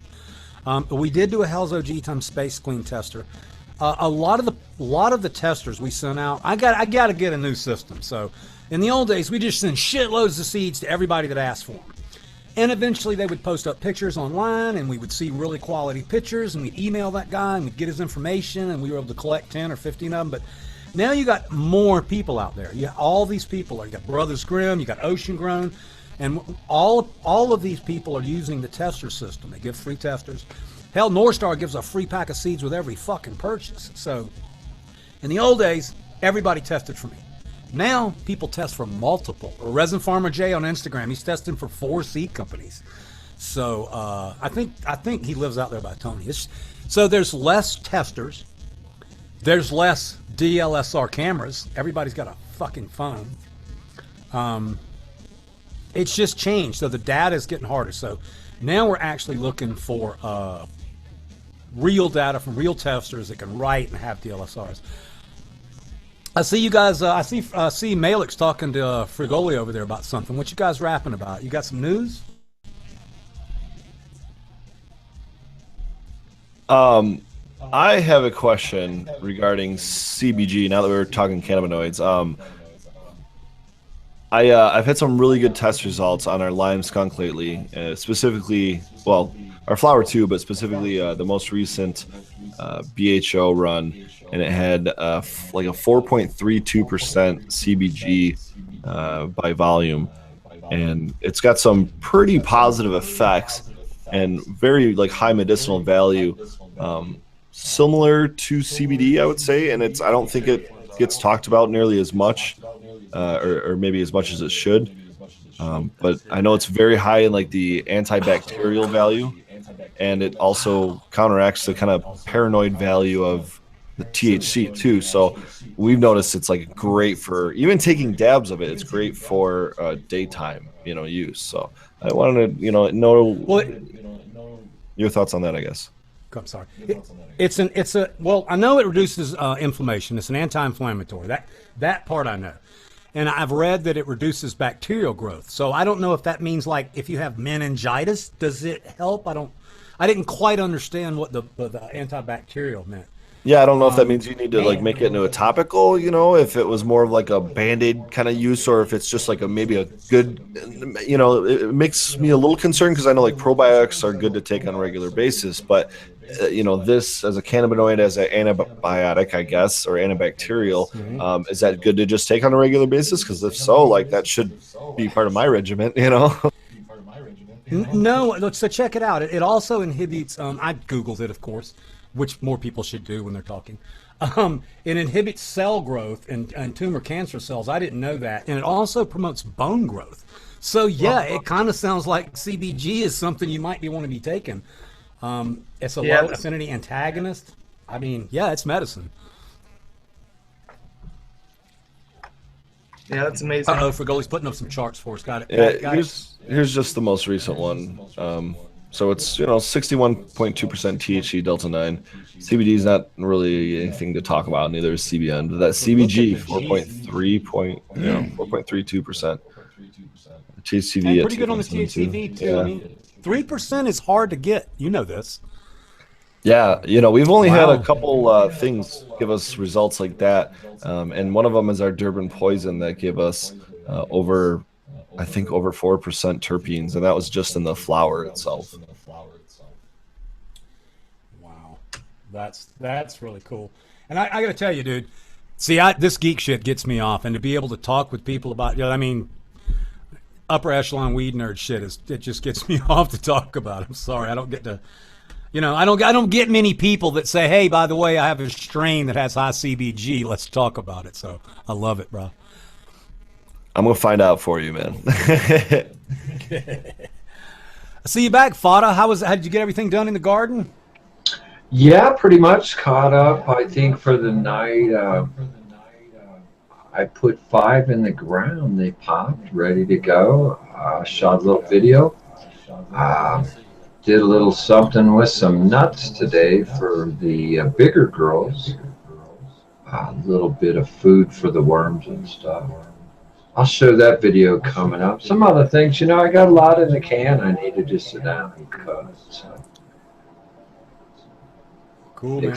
I'm excited, dude. I'm totally excited. Yeah, well, it's so fun this year. I'll have to admit I'm having some fun too. If the rain will leave, but look how nature does this. We put 15 yards of dirt in smart pots, and we don't even have to go out and water it. Nature took care of everything for us. Anyway, cover crop will be here in 2 days, and we'll put it out. But we were laughing today, and I know that some of the people on the panel and on launching this are probably into this stuff, but. People are feeding their cover crops. That's a whole new thing to me. They're like, "Yeah, I gotta go feed my clover." I'm like, you don't have weed in the pot yet. I gotta go feed my soil and my clover. So this is a whole new thing for me, feeding clover.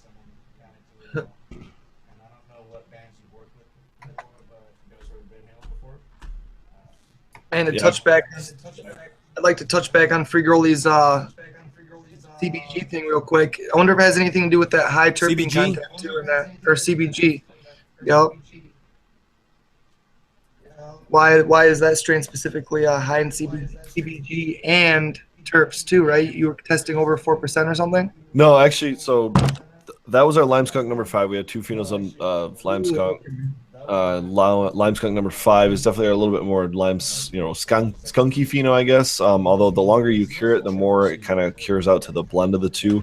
But that's the one that resulted in the high CBG. Our Durban poison, which is a landrace strain from, I believe, South African, that resulted in over 4% terpenes, and that we weren't growing for it or anything. It was just like, let's go test this Durban poison, and it's. Oh, wow, holy crap. So that was over 2% in terpenoline, which is just one cannabinoid itself, which has a lot of value in a lot of different aspects. There's some studies on that one. And then the lime skunk has a very similar terpene profile to it, also very high in terpenoline, but, maybe around, I'm not even sure, 0.5% of it or something like that. So, but yeah, similar profiles, but I don't know if the CBG was very high in the Durban poison, but the value is definitely there, man. I really I need to look into it a little bit more. I haven't read the peer-reviewed studies or anything. I've more or less just read the kind of the surrounding articles about it and stuff. But it seems like it's got some value there, as does terpenoline. And so those are two things I might want to figure out how to breed together. Yeah, right. All right, I promised you guys some comedy. So y'all ready? Okay. Oh yes. the guy that gave me the I read something on the Weed Nerd tonight that's it's about 420, and it's pretty damn interesting. So, but this is by the same guy, and he's my fucking postman, just so you know. Him and his buddies created 420. You'll have to listen to the story, but here's his jokes. Perhaps one of the most interesting and colorful words in the English language today is my favorite word, fuck. It is one magical word. With just its sound can describe pain, pleasure, love, and hate. In language, fuck falls into many grammatical categories. It can be used as a verb, both transcendus, John fucked Mary, and intransitive, passive verb, Mary really doesn't give a fuck. Or an adverb, Mary is fucking interesting in John. Or as a noun, Mary is a terrific fuck. It can be used as an adjective, Mary is fucking beautiful. And as you can see, there are a few words with the versatility of fuck. Besides its sexual connotations, this incredible word can be used to describe many situations. Greeting, how the fuck are you? Fraud, I got fucked by the car dealer. Dismay, fuck it. Trouble, well, I guess I'm fucked now. Aggression, fuck you. Disgust, fuck me. Confusion, what the fuck? Difficulty, I don't understand this fucking shit. Despair, fucked again. Incompetence, what the fuck is going on here? Lost, where the fuck are we? Disbelief, unfucking believable. Retaliation, up your fucking ass. It can also be used in an anatomical description. He's a fucking asshole. It can be used to tell time. It's 5:30. It can be used in business. How did I wind up with this fucking job? It can be maternal, motherfucker. It can be political. Fuck Tip O'Neill. And never forget General's last words. Where the fuck did all these fucking Indians come from? Also, the famous last words of Mayor of Hiroshima. What the fuck was that? And last but not least, the immortal words of Captain of the Titanic. Where's all this fucking water coming from? The mind fairly boggles at the many creative use of this word. How can anyone be offended when you say fuck? Use it frequently in your daily speech. It will add to your prestige. Anyway, I thought it was funny.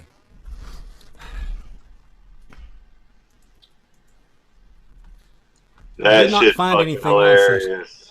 Right? I mean, I'm tired of this fucking shit. Can see it all day long. All right, we got to get back to the Malik. You had another question, I know. Somebody was saying they heard a myth of letting the root balls dry out completely before they harvest to increase potency, similar to the dark cycle. When do you guys stop watering? That's basically real. I've heard that as well, and I do not believe it's true with one exception. If you don't water a plant and let it dry out and everything, it's going to shrink a little bit. So it'll be less material and more resin. That'd be the only way I could see it being more potent. But no, I think the best way to get the most potency out of a plant is to grow it healthy and do a good job. Don't do weird stuff. I will say that cold, dark in the end definitely brings some colors out. Definitely seems to get that plant to just give one last little blast for resin, but that's the only thing I do. Somebody said the other day they pour ice water on their plants at the end. I'm not doing that shit to my plants. I mean, that's not. But you got to get those perps, bro. I know, right? Because perp gets you high, right? Oh, yeah. And I love to say this. One of my favorite things to talk about is the fact that, purple weed does not sell for any more than green weed or white weed or whatever weed. But I got to show you something real quick. Where's my damn phone at? Oh, it's on the floor because I threw it on the floor because I'm mad at it. Badger just sent me something, so check this out. So this is somebody gave us some weed, and so Badger's really cool. So he went out and he smoked a bowl of the stuff that we were given, and he smoked a bowl of the stuff that we grew. So if you can see this, yeah, I can get it close enough. So can you see which one we grew and which one somebody else grew? This is ash. Pretty clear. Anyway, I wish people would learn to flush properly and not worry about drying their root balls out. That was my point. Go ahead, big guy. Give me another one. Oh, right. I was gonna say, oh man, you can tell when somebody uses super soil and they just use water all the time. I have a buddy that Alex at the local grow store, Flint Depot, Flint Gardening Depot. They got TGA gear too. But yeah, all right. Here we go. Let me see here. One person was asking about how big a RO system they need for a 200-gallon tank of water. I don't know if that. Somebody asked me, how big is our damn RO machine? Do you know? I don't know. How often are you using I don't know how that big it 200 is. gallons? That's the important question. Do you need to fill it up once a week or once a day? Right. Somebody was asking. Ours is slow. Ours is slow, but we only water out of it every couple of days, so it fills up. So. Right. They're rated by gallons per day. Just look on the box. It tells you I think ours is 100 a or 25 gallon per day. I think 100 is like yeah, small. I think ours is a 25 or a 30 gallon. Someone's asking. You got to remember how small my garden is. Though. My garden's tiny. Right. Good. They want to ask, can they mix super soil without water in large bins, curing for long-term storage? I don't know. They want to know how do they mix super soil? Do they do it with water or without water? They're basically asking. No, you order after. I will tell you one trick that somebody taught me the other day that I actually approve of. Okay. He actually takes one batch of super soil and he puts twice the amount of amendments in it. Okay? And then he waters it, about 2 gallons of water in a 55-gallon garbage can, and then he stores it like that. When he's ready to use it, super soil, he actually takes one can and he dumps it out on a tarp with another full can of high-quality soil. And then he mixes it together. So the one can has got twice as much fertilizer and the other can doesn't have as much fertilizer. It's how he can store a lot of super soil. I have 6 cans. Jill has 9 cans because she's OCD, and I mean that in the best way. OCD people make fucking killer growers. Right. But we always have to fill three cans. You always got to keep them in the backyard or up by the grow. So it's nice if you can do that concentrated stuff. But I used to say the word cook. Cook is a wrong word. Ferment. Become bioactive. And I'll tell you another secret that I hadn't talked about on the show. If you guys go to a grow shop and you buy pot soil and the soil is hot, the bag is hot, the bag is steaming, it ain't finished cooking yet. Roots was really bad about it. They get busy and they can't meet their demand. Yeah, please invite NV over, Malik. Yeah, no problem. What was I talking about? Hot bags. So we used to pick up the roots and the shit would be physically warm on a cold day. And that means everything hasn't started breaking down yet.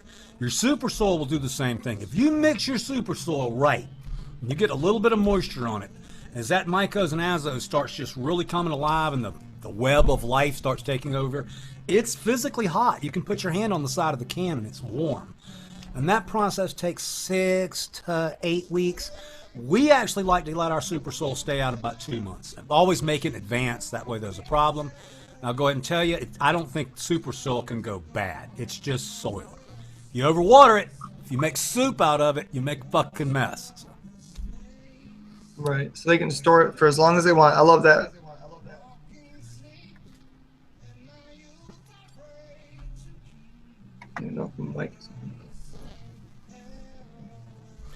Yeah, but between Fagoli fodder, Grow Mouse, and Envy, I constantly get smarter. So they should teach pot school.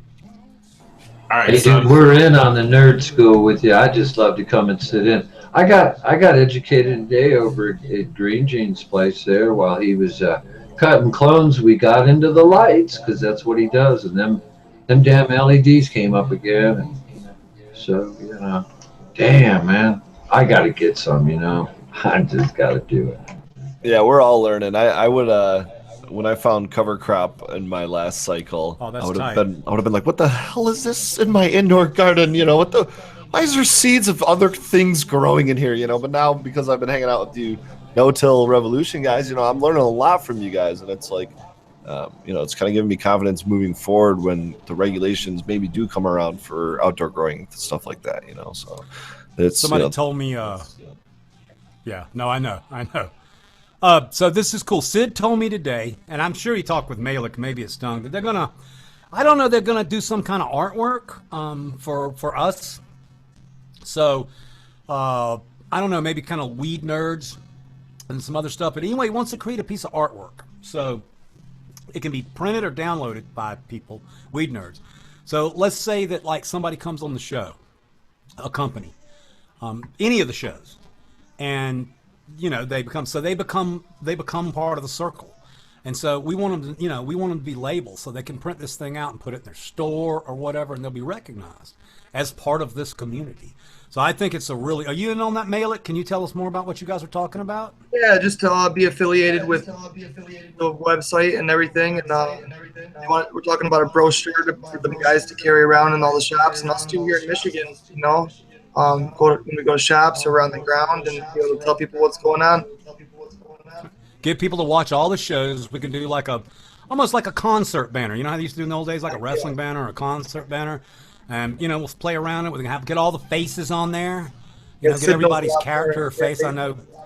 Oh, yeah. And, get people to come watch it. What? Friday night, round table.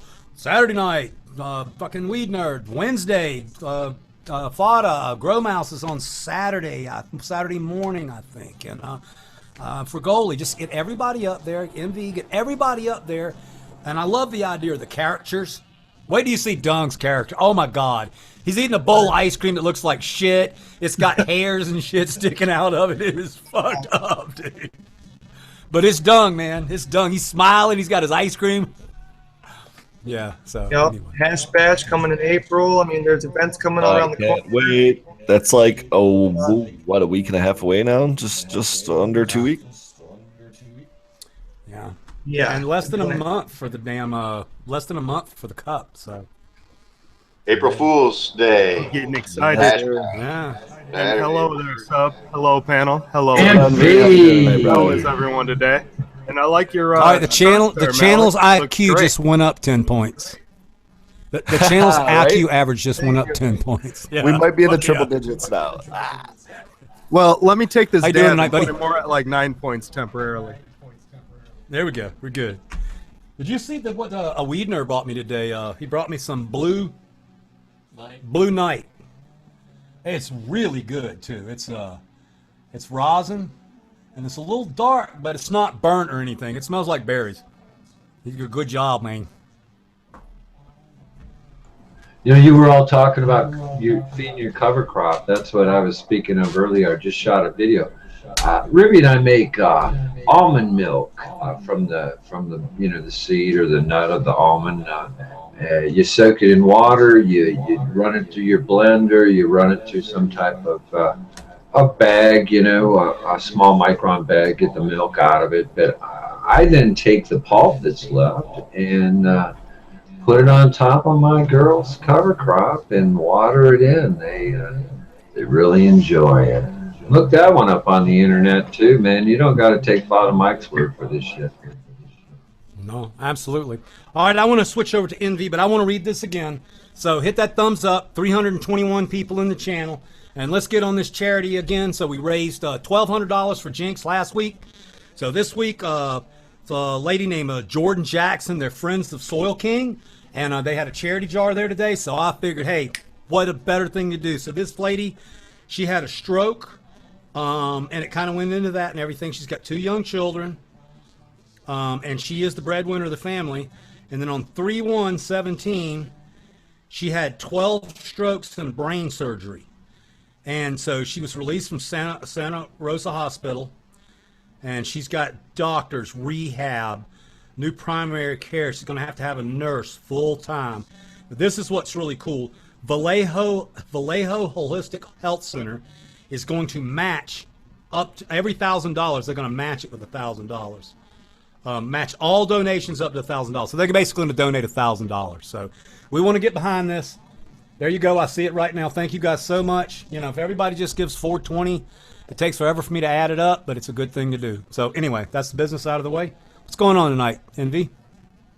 Oh man, I just came in for a smoke sesh. All the kids went down to sleep. My wife wanted to go lay down. I had some energy. I seen you were streaming. I figured, hey, I'll go harass the hell out of everyone on the internet. I like it. I like it. It's fun. Yeah, Dung is in. He's on southern. He just came across the border. Yeah, he came across the border about an hour ago. So he's on the way. All right. I got frozen. I got a 500 milligram patty. I'm gonna make shove in his mouth. We got Pinot that's been cured for 3 months. We got cherry pie OG that's been cured. We got time rack. No time rack. So just the two. Damn. Yeah. Anyway, we'll have some fun. Yeah, it'll be a good situation. I'm sure Dung will be passed out in about 45 minutes. I think he's pretty hardcore, but we'll see. He's so damn young. Well, yeah, well, I think he'll be passed out in 45 minutes because I have a feeling you don't carry any ice cream in your house. So he's just going to have to do something until he can get by and get to the store in the morning. Well, he'll have to go get some Dung ice cream. I have vanilla bean for my shakes, but nothing like he eats. No Rocky Road or nothing like that. Thank you, Jack Lee. I'm sorry I'm missing some of the people giving the donations, but let me go back real quick. I want to thank everybody. Hate that. I Grew Some, thank you for your 420. Mad Bloke for $10. Thank you very much. Bass Kicking Baits, $10. Man, you guys are awesome. I can't wait to text. Soul King don't even know I'm doing this, by the way. That's the funnest way to do it. That's you, man. That's just the way you do this shit, sub, man. You just like, there you go. Love you, man. That's just too cool. Well, it's you guys. It's not me. I mean, it's you guys, so...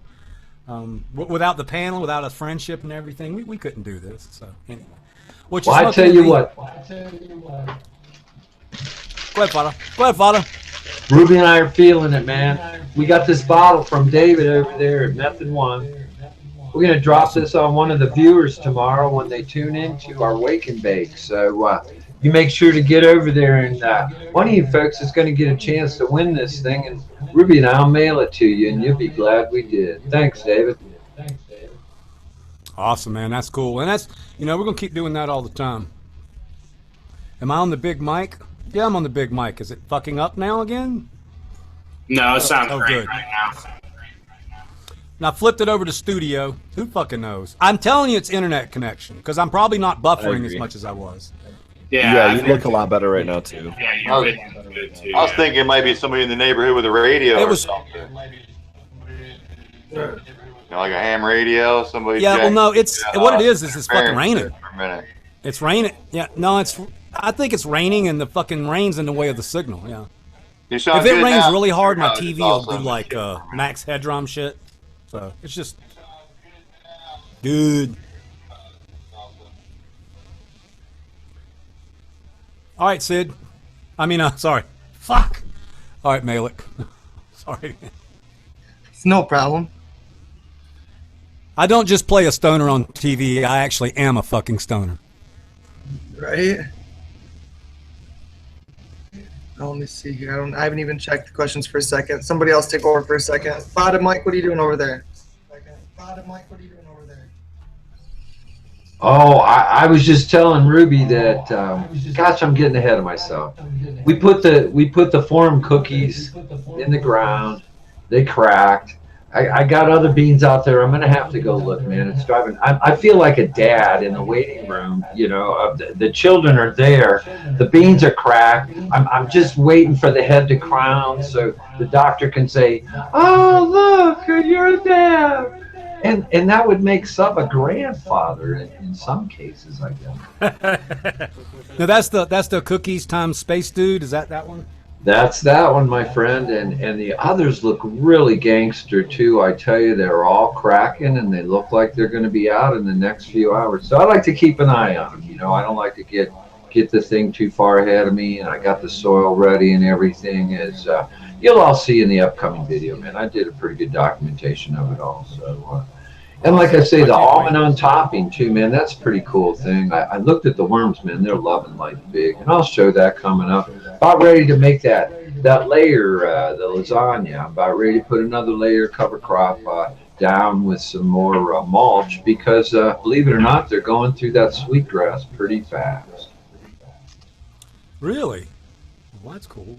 One person was hey, actually, shout out Envy Med Grower. Thank you, Envy, very much. Hey, not $20 a problem, from man. Envy. Much love and well wishes from MZ.com. Awesome. Heck yeah. I'm fixing to text Sulking and let him know. Heck yeah. His Instagram post earlier, it was really cool. Somebody was asking Fada Mike about his 3-5-7 method of training plants. Maybe you could elaborate a little bit. Well, what I do is I do that bondage so I can get the bottom branches out ahead of the growth a little bit further before I turn it loose and turn them up, as I call it. So what I do is a 3-node or a 5-node, depending on how fast a plant grows. These hash plants grow kind of slower, but they like to tighten their nodal space, so you got to add a little more stretch. You'll see in the next video, I've moved them out of the tent. I've moved the light up and I put 5-foot stakes, and that's kind of my marking. You know, I put some cross braces across, but I go 3 or 5. You know, the 5 or 7 or the 7 and 9. And what I'll do is I'll leave those last sets of nodes on the branches, pretty much. And then as they start to stretch and develop, they'll end up anywhere from 9 to 12 to I've seen as many as 15 really nice, beautiful flower spots where when they develop, you get that nice twisty cola bud going up and everything. And, you know, the light penetration's there. It just seems to work for me. It really does. Well, that's awesome. So I have a question. He's not here right now, but I know you guys can answer it. So, I mean, what's Mouse's biggest light, and what's the price range? Do you guys know that stuff? Want to say something around 5x5, and price range I have no idea. But I think the 5x5 is a pretty common like LED. But it's light. actually 5 foot by 5 foot. That's how big. Well, I don't know if that's the footprint is size on of the it? light, but I think that's the coverage size, and so the light's probably pretty close to that because it's LED. Yeah, I know. No, Mouse more or less builds his lights to fit a standard space. So usually a 4x4 or 5x5. He doesn't build like custom-sized lights for his space. You know what I mean? So yeah. For that matters, I believe it's either 4x4 or 5x5. And I know it's obviously all parts because he builds his own. But I know for a fact some of his builds have cost him in parts upwards of like 800. And if you were going to buy a light of that caliber, you'd be looking at $1,500 if it was pre-manufactured. You know what I mean? Yeah, he works on sourcing the best materials, but you know you're paying for what you get. That's Oh yeah, no, I learned a lot by listening to him talk and reading about cobs, and I understand. Again, I'm not dogging Matt. They're great. Matt and Renee are great people, but that's, you know, like, in my opinion, he bought a light from China and he rebranded it and he sold it, and that's what he did. And now people are actually bringing the technology here, putting the best parts into it. And I got to tell you, the same thing applies with just about anything. I mean, if you go buy a computer off a shelf, it ain't got the best sound card, it ain't got the best parts in it. It just don't work like that. So, hey, shout out to Dago. And listen, you know, I got a question for you guys. Maybe you can help me here, because all these videos I watch now from Grow Mouse and Chill LED and even Green Gene, it seems like availability of these components is the big bottleneck right now. And as soon as those chips start flowing, you know, these lights, maybe even the price will drop. So maybe the growers are a little ahead of themselves, just wanting to get a hold of technology, as it was in the computer days. When I remember spending $600 for a graphics card that I could probably, you know, didn't have anything. Bottom, Mike, if you look at computers nowadays, they still move just as fast, and the LEDs are still moving just as fast. So it's either you're waiting for new technology just to get still repeated by new technology or not. I mean, yeah, no, I do know what you're saying, though, because me personally, I was very big into computers when I was younger, and I do know quite a bit about them. In fact, I currently am A+ certified and that type of thing for computer hardware, software. And yeah, the first computer I built had a 486 processor in it at 66 megahertz, the DX2 version. And that thing was a beast. They flew the space shuttle with a 386. I built an 8086, bro, and until I got a math co-processor, I couldn't run AutoCAD. I don't have the years on you. All right, I was 13 when I built a computer with the 486. No, I'm playing with you, my friend. No, but it seems like the components to the light. It's not the building of it and everything. Everybody just seems to be waiting for a box of components from somewhere so that they can assemble and start shipping. Is what I'm getting. That's part of being in that early adopter category, though. That's exactly what he's trying to say. What I'm saying. Technology is moving so fast that, you know, a lot of us, including myself, are still using HID lights that have been around for decades. You know what I mean? But these LED lights that they're using now weren't even available a year and a half ago, you know? So, and it's going to be like that in another year or year and a half. It's kind of that 18-month cycle with this technology. Yep. So, you know, you kind of pay, again, you're paying for what you get. You know, you're getting the best of the best, but there's going to be something better very soon. You know, it might be only a little bit further, but it's going to be that much better, you know? So it's, you know, if you're trying to have that kind of level garden, you know, go for it. Green Jeans just posted a picture of someone using, I think, at least 18 of his lights in one room. And it's just, wow, man, it's pretty impressive. Yeah, and LEDs are finally to the point now where their efficacy and efficiency are finally to the point where they are hands down beating HID. They're just not there at the entry-level cost point yet still. So in a couple years, when the current technology drops in price because new technology beats it, I have a feeling HID lighting is actually going to fade its way out of the game unless there's new revelations that can get it a much higher efficiency ratings, much more photons per area. CMH is fairly new, though, you know, so they're still doing a little bit, but it's not, you know, LED's just going so much faster. And CMH is incredible spectrum-wise, and it is pushing, you know, more at the levels of the dual-ended bulbs and that type of thing. So it is a newer technology for HID, but realistically, some of the numbers we're seeing out of these new quantum boards and the new 561C diodes, the Samsung LG diodes, some of those numbers are like doubling single-ended HBS, and like it's getting really, even with the increased cost of getting those diodes, it's almost worth buying them at this point. So in about another year, when the diodes on the market now drop to about half the price they are, I will guarantee you LEDs are going to be the way to go. About a year to 2 years from now, most everyone's going to be switching over to either an inexpensive cob-based or possibly the newer 561 diodes. But like I said, after they get old, can I play and devil's lower in advocate? price. Yeah, go ahead. I play devil's advocate? Yeah, go ahead. Just like Mouse does. So I've been thinking about this a lot. Because again, I'm obviously moving forward, but you're gonna have to drag me across the goddamn finish line. So I figured out a way to quantify this shit. So I can produce 2.5 pounds of incredibly good sticky bud at 9 amps every 60 days. So that's the only way I could measure anything was with amperage, because I can't compare wattage of the LEDs. So how much LED do you get for 9 amps? We're not talking about the cost of the light anymore, because that's really not a factor, well, within our discussion.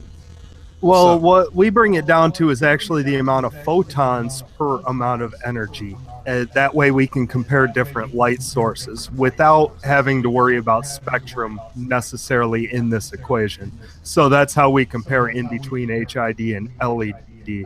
And at this point, those new quantum boards are hitting like 2.5 joules per meter squared, whereas a standard HBS single-ended is like 1.3. So you're looking at literally double tons per area. Well, I understand all that, but these numbers that y'all guys throw out sound cool. But let's talk weight. Weight is what we do for a living. Exactly. If you're talking the commercial value, it's just a longer formula, or it's like another step in the formula to plug in when you get to that kind of that cost or that value ultimately at the end. But what they're doing is they're measuring things like spectrum and wattage and all those things together and kind of to add into that formula to get there. So it's kind of more of a focus on just not like weight per watt, you know.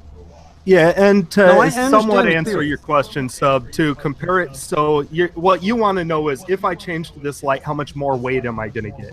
And that's not necessarily what you're going to be doing, because you have other caps on your weight, such as your dissolved oxygen levels, your carbon fixation levels from your CO2, the amount of actual nutrients that are uptaking into your plant, and then the photon levels hitting your plant on top of that. All they have to be in balance, obviously, to make the process to give you your buds to grow.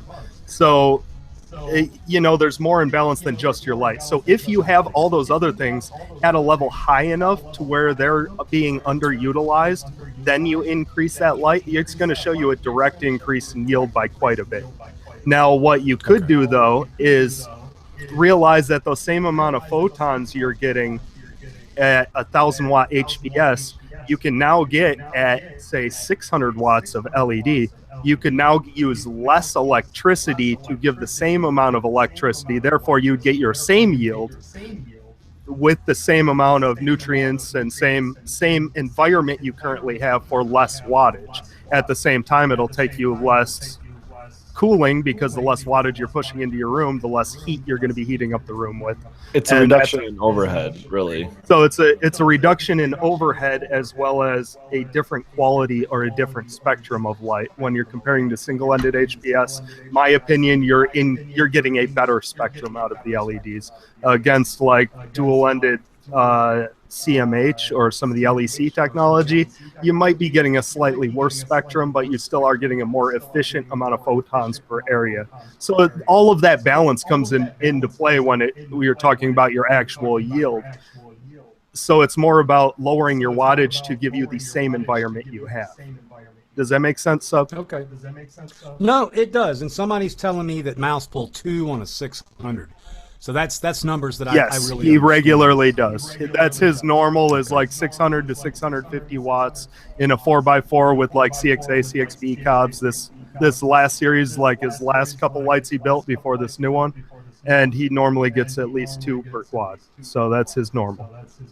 Well, no, that's making more sense, and that's as you said, a 4x a 4x4 or a 5x5 footprint. So now I can actually. That I understand very well. And that 600, well, I know it's not going to pull 9 amps because it's a 600, but, you can't get away from Ohm's law. So, it's amps, watts, and volts. You can't get away from that. So that 600's pulling, 5.5 amps? Yeah, 600 divided by 110 or 120, whatever your voltage coming out your wall is. Yeah, so. exactly. Right. So, 5.5. But the light is more, and this threw me the other day like a bitch. So I'm glad you guys are here, because you fucked my head up about 2 weeks ago on the show. So you guys were all talking about, and I know we don't talk about watts per square foot anymore. We talk about grams per square foot. But I'm at 27 watts per square foot in my room, and you guys are all like 55, 60, and shit like that. So it's just kind of freaking me out that I'm so low on my wattage with good production. It's almost like I could, as we were talking the other day, fit some ceramic metal halides, maybe fit some of those damn LEDs. Mouse can make them in a long strip, can he? Can he make I know he can make some custom, can he make a long strip? You can make them into any shape you wanted, realistically. I'm not going to put the workload onto him, but you know what I mean? Realistically, he can shape and bend metal however he wants. The dude is like a member of a fucking engineering club thing in his city, to where he can just show up once a week and get to use professional CNC machines and shit. So he can quite honestly make you a custom built light in any shape you want if he had the time and availability. But again, that's up to him. I'm not putting words in his mouth. I know he has the skill and the availability to the equipment. I can say that. Even if you get him build me a big. I'll get him build me a big Jesus cross and put it in between all my HPSs.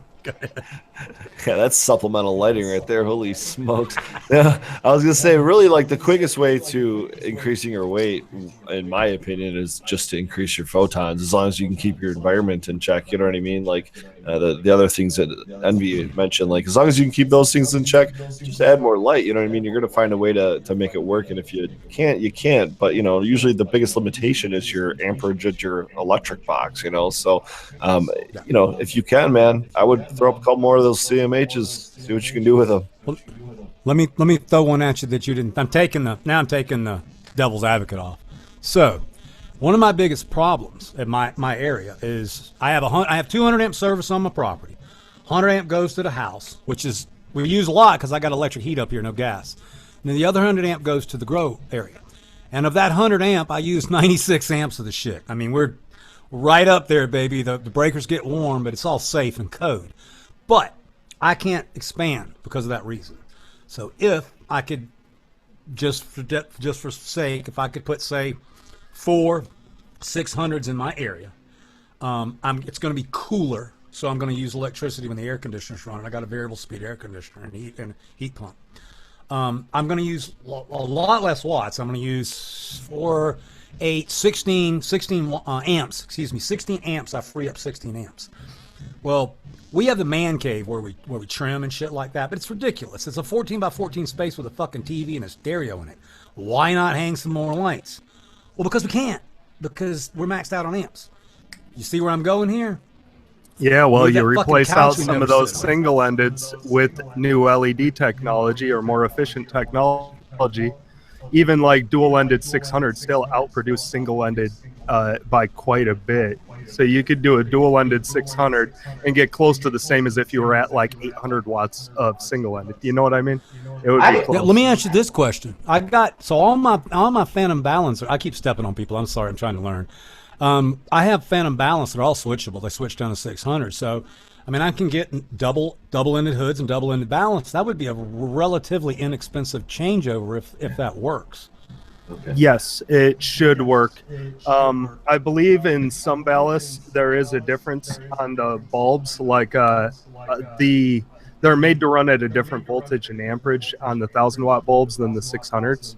So sometimes if you like downclock if you take 1,000 and downclock it, it still runs the bulb at like 220 volts with a lower amp. I'm not sure those numbers are exactly right, but I remember the Grower's Choice guys were telling me about it once. So there is a difference between it, but you can do it, is more or less. So you might get a little less bulb life out of it because you're running the bulb a little hotter with the higher amperage, but it will still spark, it will still run, and it should work fine for the majority of its life. All right, Vada, you were going to say something. I'm sorry, buddy.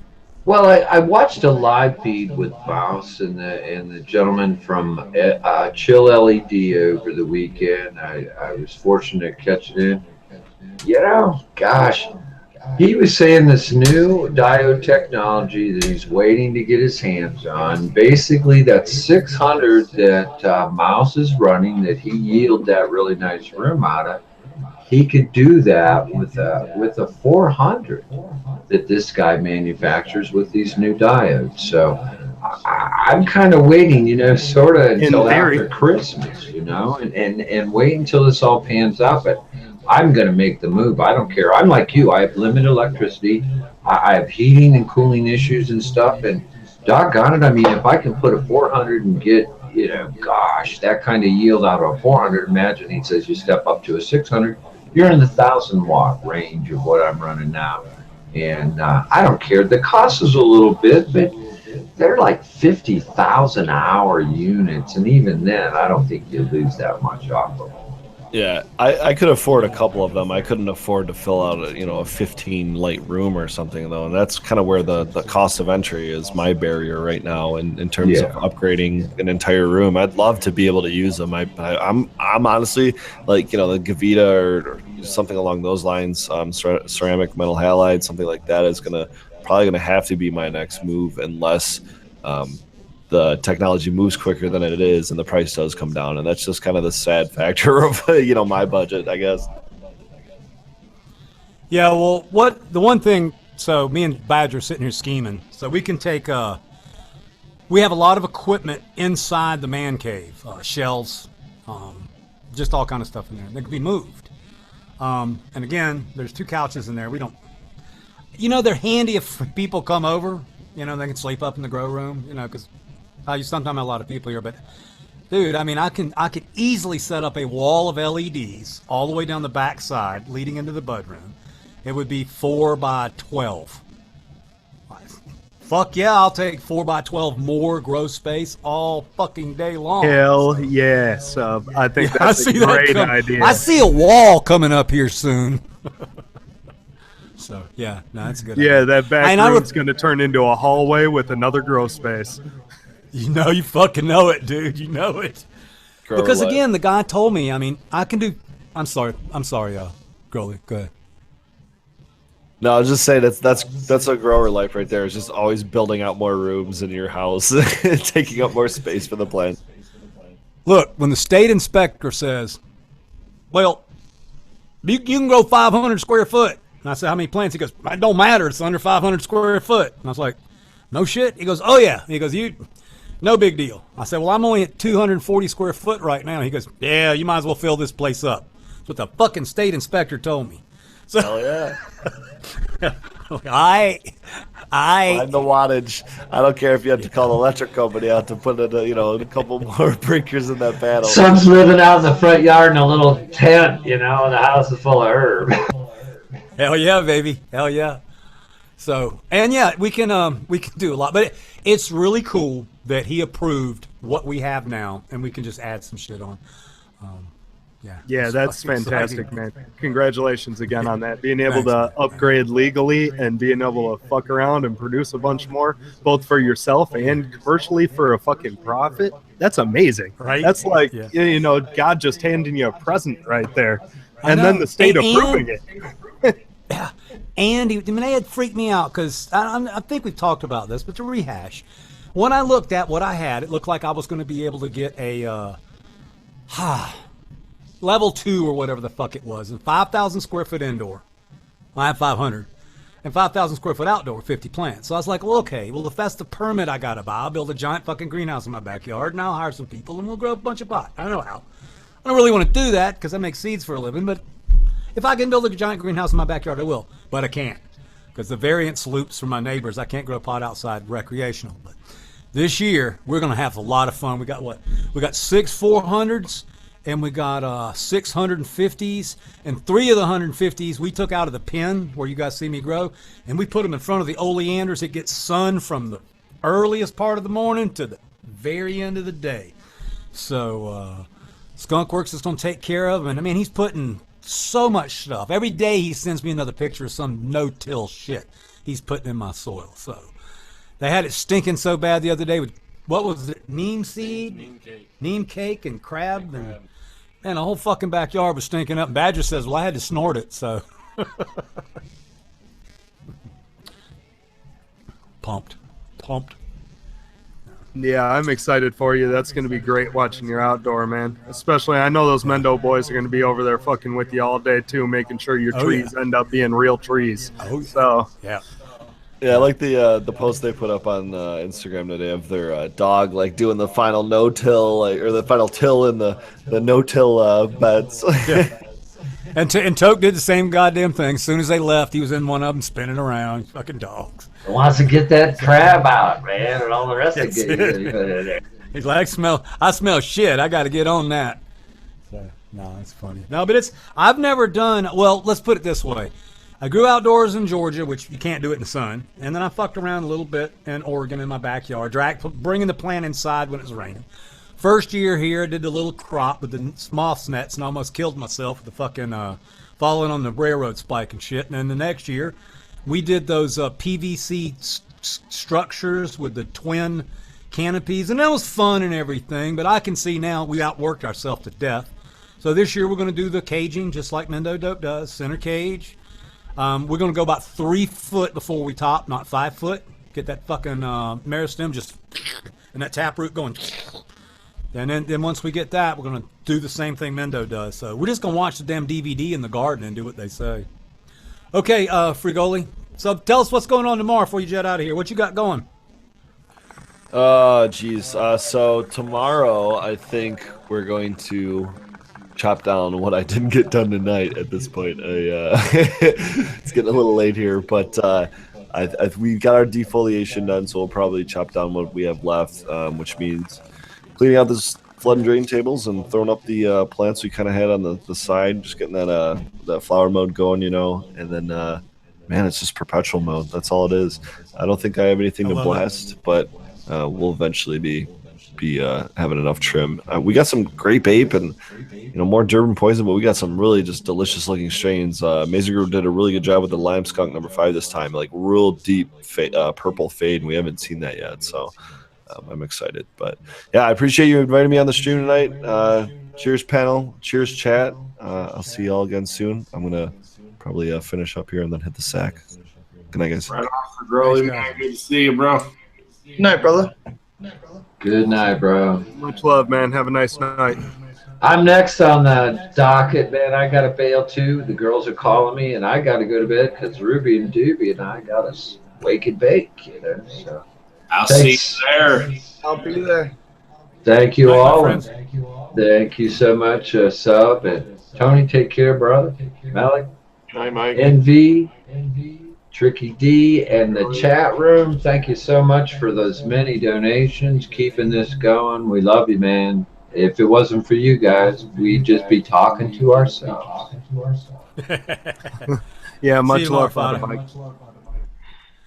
Easy, Mike. All right, it's time for another one of my famous screen shares. It's a break. I'm not going to go on break, but it's a break. And this is another one of those fucking videos that you guys just got to watch. Let me cue it up here. Let's get it big. Okay. Oh, you cocksucker. No, I didn't. Here we go. Sorry, guys. It's worth it. It's fucking hilarious. Right on. Right on. You seen this one?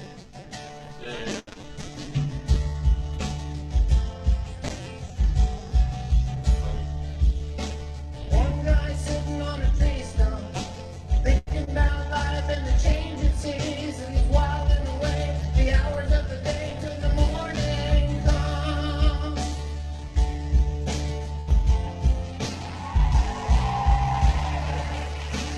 One guy sitting on a tree stump, sitting all alone in the noonday sun, looking for the feet of yesterday, but it's all gone.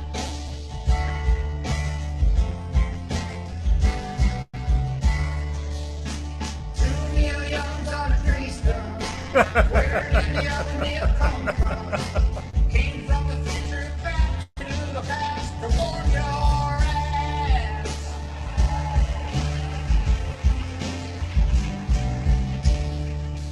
The living tree became a giving tree. We go one with nature. We go two of me.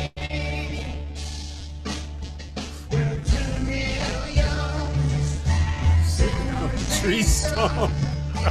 Used to be a tree trunk, but look at what we've done. Set the flowers into the sun. The leaves on the trees have been leaving the air that we breathe is gone. What does it mean? We don't know. Don't ask us. We're both gone. 2 Neil Youngs on a tree stump. Where did the other Neil come from? I am you, you are me. Love is fun.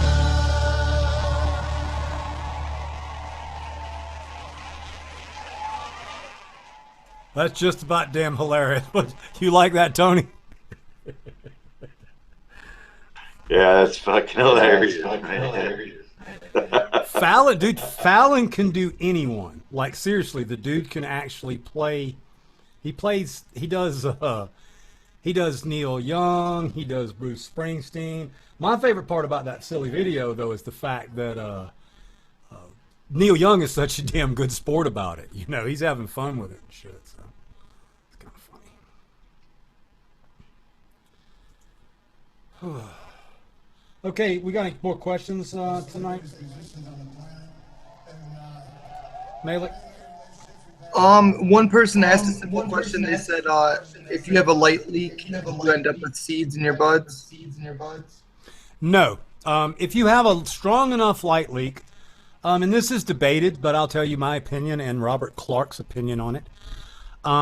If your light leak is stronger than a full moon, then it can cause problems. I want to add to that.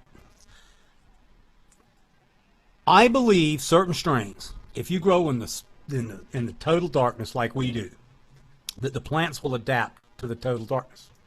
And I believe if light gets like coming through a window like a beam, a trickle beam, if it comes through and gets in a crop, yeah, I think it can cause some problems. Now, this is what it can cause. It can cause your plants to go in a semi-state of bud flower, vegetating and flowering at the same time. It happened to me one time, and I couldn't figure out what the fuck was wrong with my plants. I had a timer, you know those digital timers we talked about? Well, I don't like the fucking things because they've got different modes. And while I was setting it, it flipped to B mode, and I had it coming on for 30 fucking minutes at 3:30 at night while I was asleep. Didn't know it.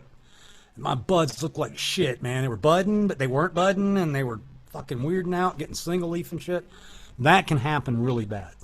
Now, you mentioned seeds. Well, if you get a light leak, and if you have plants that are genetically capable of doing this, you can get hermaphrodite. Male stamen can pop out on the plant. And when this happens, it can pollinate your crop and form seeds. But it would have to be a pretty glaring light leak to do that. And I actually want to talk to MV about what I just said. This whole, because Clark says anything less than moonlight is safe. But if your plants are used to being in a slam dark, and all of a sudden they get a little light, I think it can fuck with them a little bit. Yeah, I think pretty much everything you said was dead nuts on point. I kind of agree with Clark. Genetically, the plants are made to be able to take a little bit under moonlight, no problem. Moonlight does affect them very slightly. That's why, you know, we wait for that last full moon in the summer before they start flowering and that type of shit. But yeah, overall, I think you were dead nuts on. If it's a hermaphroditic prone plant and it's in the genetics, then the stress of having one section of the plant having different hormones than the other may cause it to release that stamen, you know, or at least project through that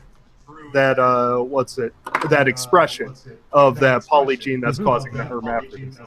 Therefore, you get the nut.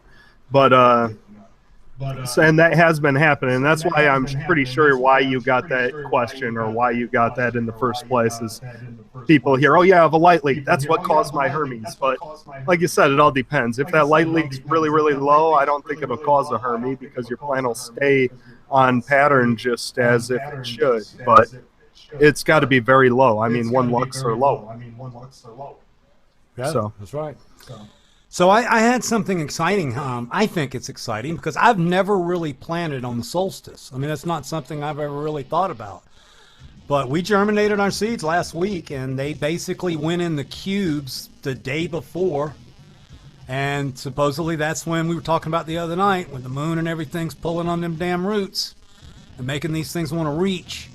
And so I've got my seedlings for the first time. They're planted in 1 gallon pots with Soil King soil.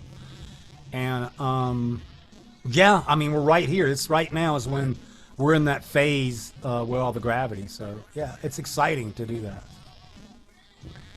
Yeah, I saw that question. So the AK630, the Galactic Gardens is breeding for TGA. We've got to go through testing, and we'll get that started right away. The beans basically just got cured. Seeds have to cure. Takes about 3 weeks so they don't crack properly.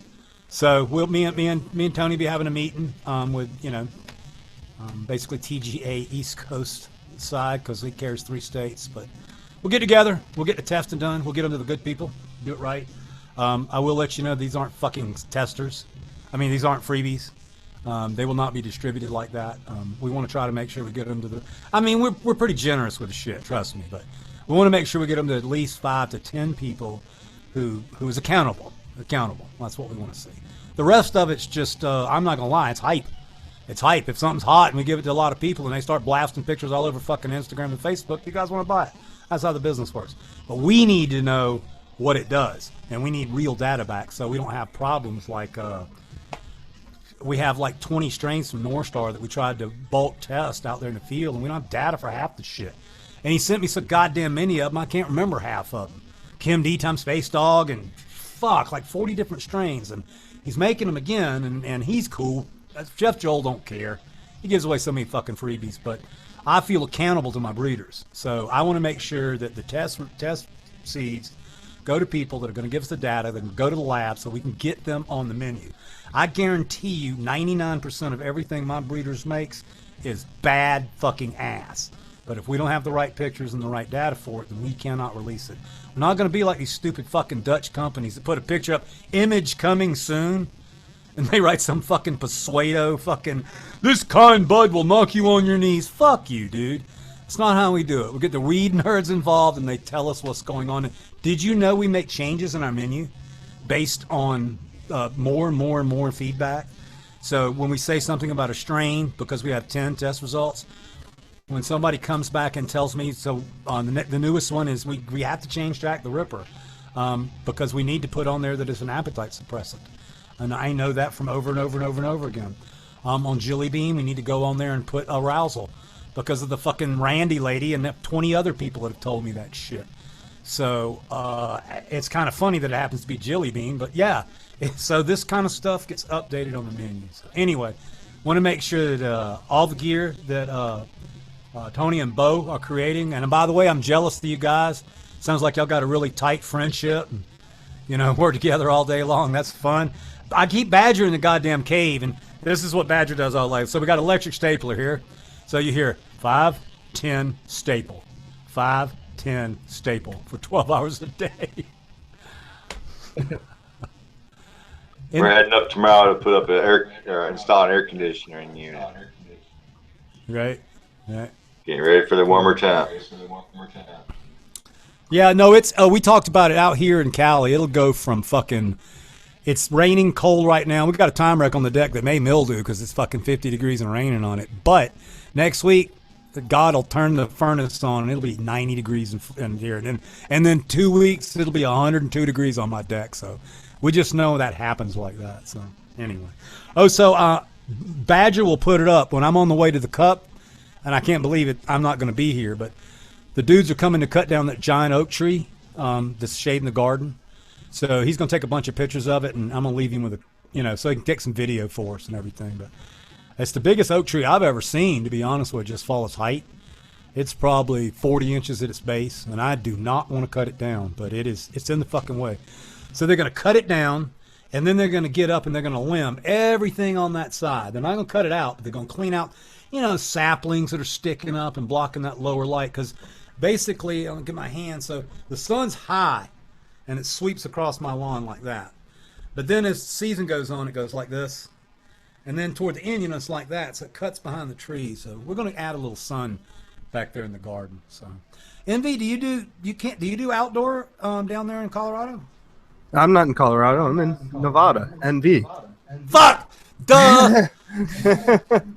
But Las Vegas, Nevada. There's ways you can do it out here, but you got to use shade cloth, you got to use straw, you got to do everything you can to try to conserve the water inside the plant and keep the temperatures down. Like I know one guy a few years ago that he had like this area between his pool and his back fence that was about like 3 foot wide, and his pool sat it was like half in ground, half not, so it sat up about 2.5, 3 foot, right? So he made a little area off of his pool that put shade cloth from there to the top of his fence and made like a little lean-to. And he actually put a swamp cooler at one end of the lean-to and would blow it in there. And the other end of that lean-to, he'd grow like 6 plants. And he'd end up growing them just fine out here in the summer Vegas heat all summer long. But most people out here, if they are going to do outdoors, they either have a greenhouse that they're massively trying to keep cooled, which is kind of rare, or they have we do it off season. We actually have a warm enough winter so that way if you get plants vegged indoors, at least to mid-size, you can put them outdoors in January after the temperatures start to go up in late January, early February. And then by early April, any quick flowering plants we can have budded out and finished. So we actually have perfect temperatures to do a second season harvest. But our main season, our veg times, it's 0 to 10% humidity with 115 degrees. Like our environment is rough to try to grow outdoors. So yeah, hard to clone in too. So when did it go from? So I've been to Vegas 3 times, mainly when I was a kid, younger. But so like first time I went to Vegas, I think they would stone you or some shit for a seed or something like that. And then The second time I went to Vegas, like, I think you could get hookers and cocaine, but if you got caught with a joint, you're going to prison or some shit like that. And then sometime between then and now, I guess you guys can smoke weed now in Vegas. Yeah, really the last decade here has been a major turn in things, and it's been mainly because of the medical movement across the country and a lot of the research, obviously, that came out in the late 90s, early 2000s to prove a lot of the things we've known for years, you know, medically about cannabis. And Nevada was one of those states that kind of went on board in early to mid times of those medical states. So once that went into effect and we started to get patients here, it started to normalize the community a lot more. And you're right, it went from a point, the first time I came out here, I was 17. That was 15 years ago now. But either case, 15 years ago when you came out here, there was a billboard when you came into town that said you get like 15 or 20 years. It showed a little hand of cards, and there's a pot leaf on one of them said possession will get you life. It'd be like 15 to life or 20 to life. Yeah, it's ridiculous, and they were even harsher on growers. But since then, it went to where we had medical, and then the medical got away with it, and then that it just started to lighten away, and then they started to real slowly kind of weigh back on how much penalties people would get and that type of thing. And even up until 5-6 years ago, even if you didn't have anything, if you had less than an ounce, chances are they would like give you a fine or maybe, you know, time served and shit like that.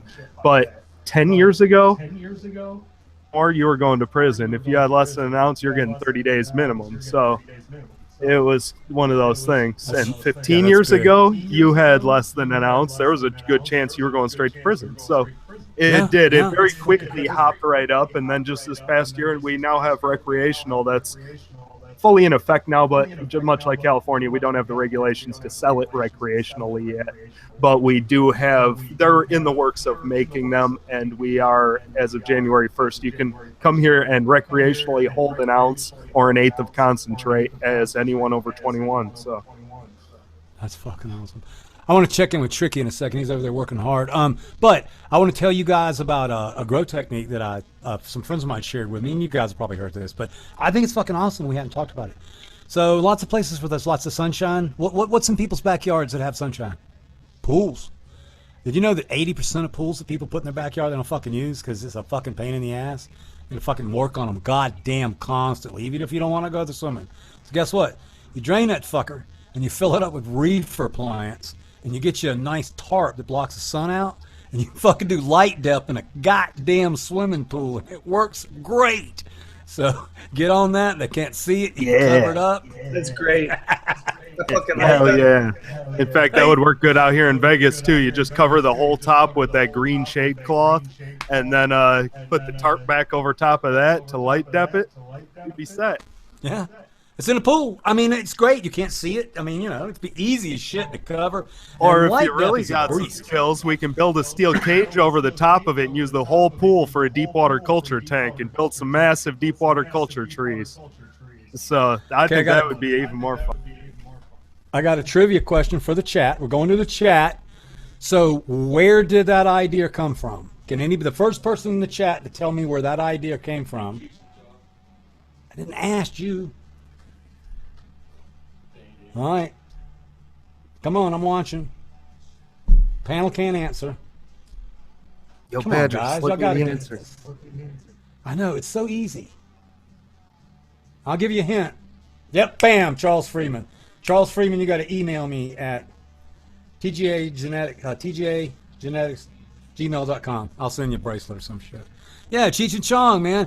Fucking Chong's Cheech is up on the ladder when the damn tarp rips. And he's like swimming on the blue tarp on the ladder. Fuck yeah, man. That whole factory going on. But just think how much weed you could grow in a big ass pool. You could grow a bunch of weed in a big. You know what? You could put air conditioning in it, and you could fill it with CO2 if you put a small cover over it. I mean, in fact, a lot of pools have custom covers that seal pretty damn well anyways for sealing them off in the wintertime. I'm telling you, it's a whole new movement. Fill your motherfucking pool up with reefer. Oh my goodness! You know, could you see it? You're out there in the morning working on your pool, Every day you're out there, you got your flip flops and your tank tops. You listen to Metallica, and you're working on your pool. Yeah, I mean, it's a fucking great idea, dude. It is a great idea. You know how many people you're going to get in trouble, though? Like, if I had a pool, I would definitely do that. And then when it hits 100 degrees out here in the summer and my wife goes out there to use the pool, she's going to fucking kill me when she sees about 3 ACs hooked up in that bitch and a light dep and a bunch of fucking shade cloth. She'd be mad as hell. So we got a new hashtag, pool nerds. So, yeah, dude, I'm telling you, if I had a pool in my backyard, I can bet your ass I wouldn't be cleaning it every day, and it would have some fucking reaper plants on it. Because seriously, possibilities are endless. So here you go. Here's another one. If you got a really big ass pool, okay, you just put solar panels all over the top of it and build you a way to get in it, and then build your grow room in your damn pool covered in. I mean, it's just endless ways to use the swimming pool to grow weed in. You could use it to make a lot of hash, get you a boat paddle. Anyway. We were joking. Pedro told us he got a new jacuzzi, and Dago said, "Oh shit, it's a new 50-pound bubble hash washer." Fuck yeah. I tell you a great story I like, and this is a Bubble Man story. By the way, I sent an invitation to Bubble Man. I'll do that from now on. I love the story. I think it's Dirt Diggler. Here is the farm. So these guys were using those massive bubble bags. I didn't even know they were that big, but I guess they were using a fucking cherry picker or some shit. That's what they used to pull an engine out of a truck or a car. And so they were lifting the bags with these things. And Dirt Diggler just came along and figured out to just put a valve in the bottom of these damn big tubs they used. And then after they make the bubble, they just drained the damn tanks instead of lifting these super heavy bubble bags out. So I was like, that's a smart guy right there, you know? I saw some good questions go blazing by, Mail It. You want to hit me with them? Yeah, we might need to check in with Tony over there first. You okay, Tony? Oh, yeah. He just took a break. Tricky, how you doing tonight, buddy? I gotta check in with Tricky. He's over there working hard. Oh, yeah. I actually have been working on something. As you know, me and Landon Air Genetics are going to be creating a cross that we're going to donate all the money from the sale of the seeds to the Autism Foundation. And as you also know, the logo for the Autism Foundation is a puzzle piece. So I've been working on a logo for the seeds that we're going to sell. We're going to call the strain puzzle piece. And I want to. Does Jinx know about this? Does Jinx know about this? Yes. Okay. So that's what I've been working on there. Awesome, dude. I'll tag you up in it, Stream Nerds. Fucking awesome, bro. That's hot. One person was just asking. Oh, sorry, Mal. You guys be waiting to buy a pack of these when they come out, and all the money will be going to the Autism Foundation. Awesome. No, that's cool, man. I tell you, I love the charity aspect. Is something that you guys, if you're capable, the charity aspect of this thing is amazing. I mean, and by the way, 3 weeks from now, or 2 weeks from now, we're going to raise money for Miss Jill's charity. Miss Jill has a charity for vets. I don't know if you guys know, Miss Jill's dad was a veteran. He contracted Agent Orange, fucking died from it. And Jill was really close to her dad and everything. So she has a charity for vets. She raises money for vets and everything. So we'll tell you all about that in a couple weeks. But right now it's Jordan Jackson. She had 12 strokes. Tony's showing us this tat. Let's see how the tat's healing, big guy. Looks good. Oh, it looks good. You still using Aquaforce just a teeny bit? Damn, that color's good. No, I just switched today. Oh, you switched to cream now or something? For today, yeah. 5 days max. Yeah. First tat I got, I put way too much of that shit on. You mean fucking no. The Aquaforce. Let me show you the tiny bit, real yeah, thin. teeny booger, a booger. Yeah, booger. Yeah, I'll show you the gnat. The gnat looks. Times a day. The gnat's almost done. There's the gnat. Oh snap! It looks pretty cool. Yeah, he's got a gruesome face, man. He's fucking. His antennas are my favorite. They're fucking You really put cool. some lotion on that thing. I know. I'm bad about that shit. Yeah, man, I'm that fucking gnat getting looks people mean. stoned with my camera. I think that motherfucker was just in my veg tent earlier before he got on your arm, actually. He was pissing me off and looking just as mean. Wait do you see this awesome clip in the new Weed Nerd I'll upload tonight while I'm sleeping? So I'm in the bedroom, bedroom, just talking, shooting. And of course I see a gnat. So I kill his ass. So I see another one coming toward me on the foil line, you know how they do that shit? And I was like, Badger, get the camera out, get the camera out. So he gets the camera out right in time, and I was like, I look at the camera and I go, smash! Like that. I fucking smash him on the foil line. And I'm like, that's how you kill a fucking fungus. Fucking, I hate him. Anyway. We're gonna do man, but with how fast they breed, if you put that much effort into every fungus gnat that got in your room, that'd be a tiring fucking day, bro. Right, I know, man, I know. It's okay. We got new shit. New shit has come to light, as they say. New shit has come to light. So we got the frass on a couple. We've got the nematodes coming. We got the crop cover coming to keep the damn nematodes alive.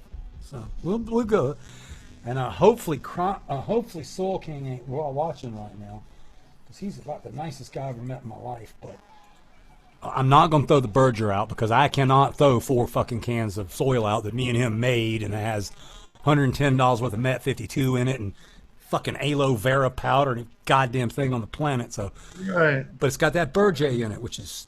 It's weird, man. It's weird. I'll get to the question in just a second, man. But so what we're going to do is we're going to cut in castings, rice hulls, and I'm going to order some pumice as well. I have some little pumice that build the soil. And so we're going to pour it all out on the tarp. We're going to mix all that shit in, and we're going to put it back in the cans. I was going to ask, though, is there any type of natural wetting agent that you guys know of? I'm asking the chat as well. Got the aloe vera powder in there, and we also have the amino powder. But is there any way to put, because that shit is just weird. The water runs off of it. Can you think of anything else you might put in that Berger? Because it's Berger with super soil amendments, but it feels like duck feathers when you feel the soil. Yucca? Do you have something that adds like a yucca extract? That was it, yucca. Yeah. What were you saying? I'm sorry, It seems Daddy. like you have to add a lot of water when you're watering. Yeah, but then it's too wet. Yeah. It's weird, man. It's weird. Sounds like a nice vegetable garden. It is. It's just I'm not trashing their product at all. If you wanted to mix this in to other soils, it would be great. If you wanted to use it as a soil conditioner, hell yeah. If you were tilling your garden, throw a couple of bales out there and work it into your dirt, oh fuck yeah. But to just grow wheat in, not so much. So I like the idea of adding the rice hulls instead of perlite, because perlite's whatever.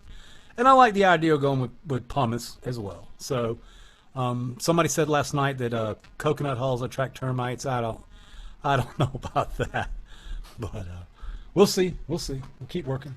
Yeah, how yucca extract works, it changes the polarity of the water. So when it dissolves into water, instead of, like, think about it this way: if you have a path in your soil that's this wide or so, all the water is normally going down there.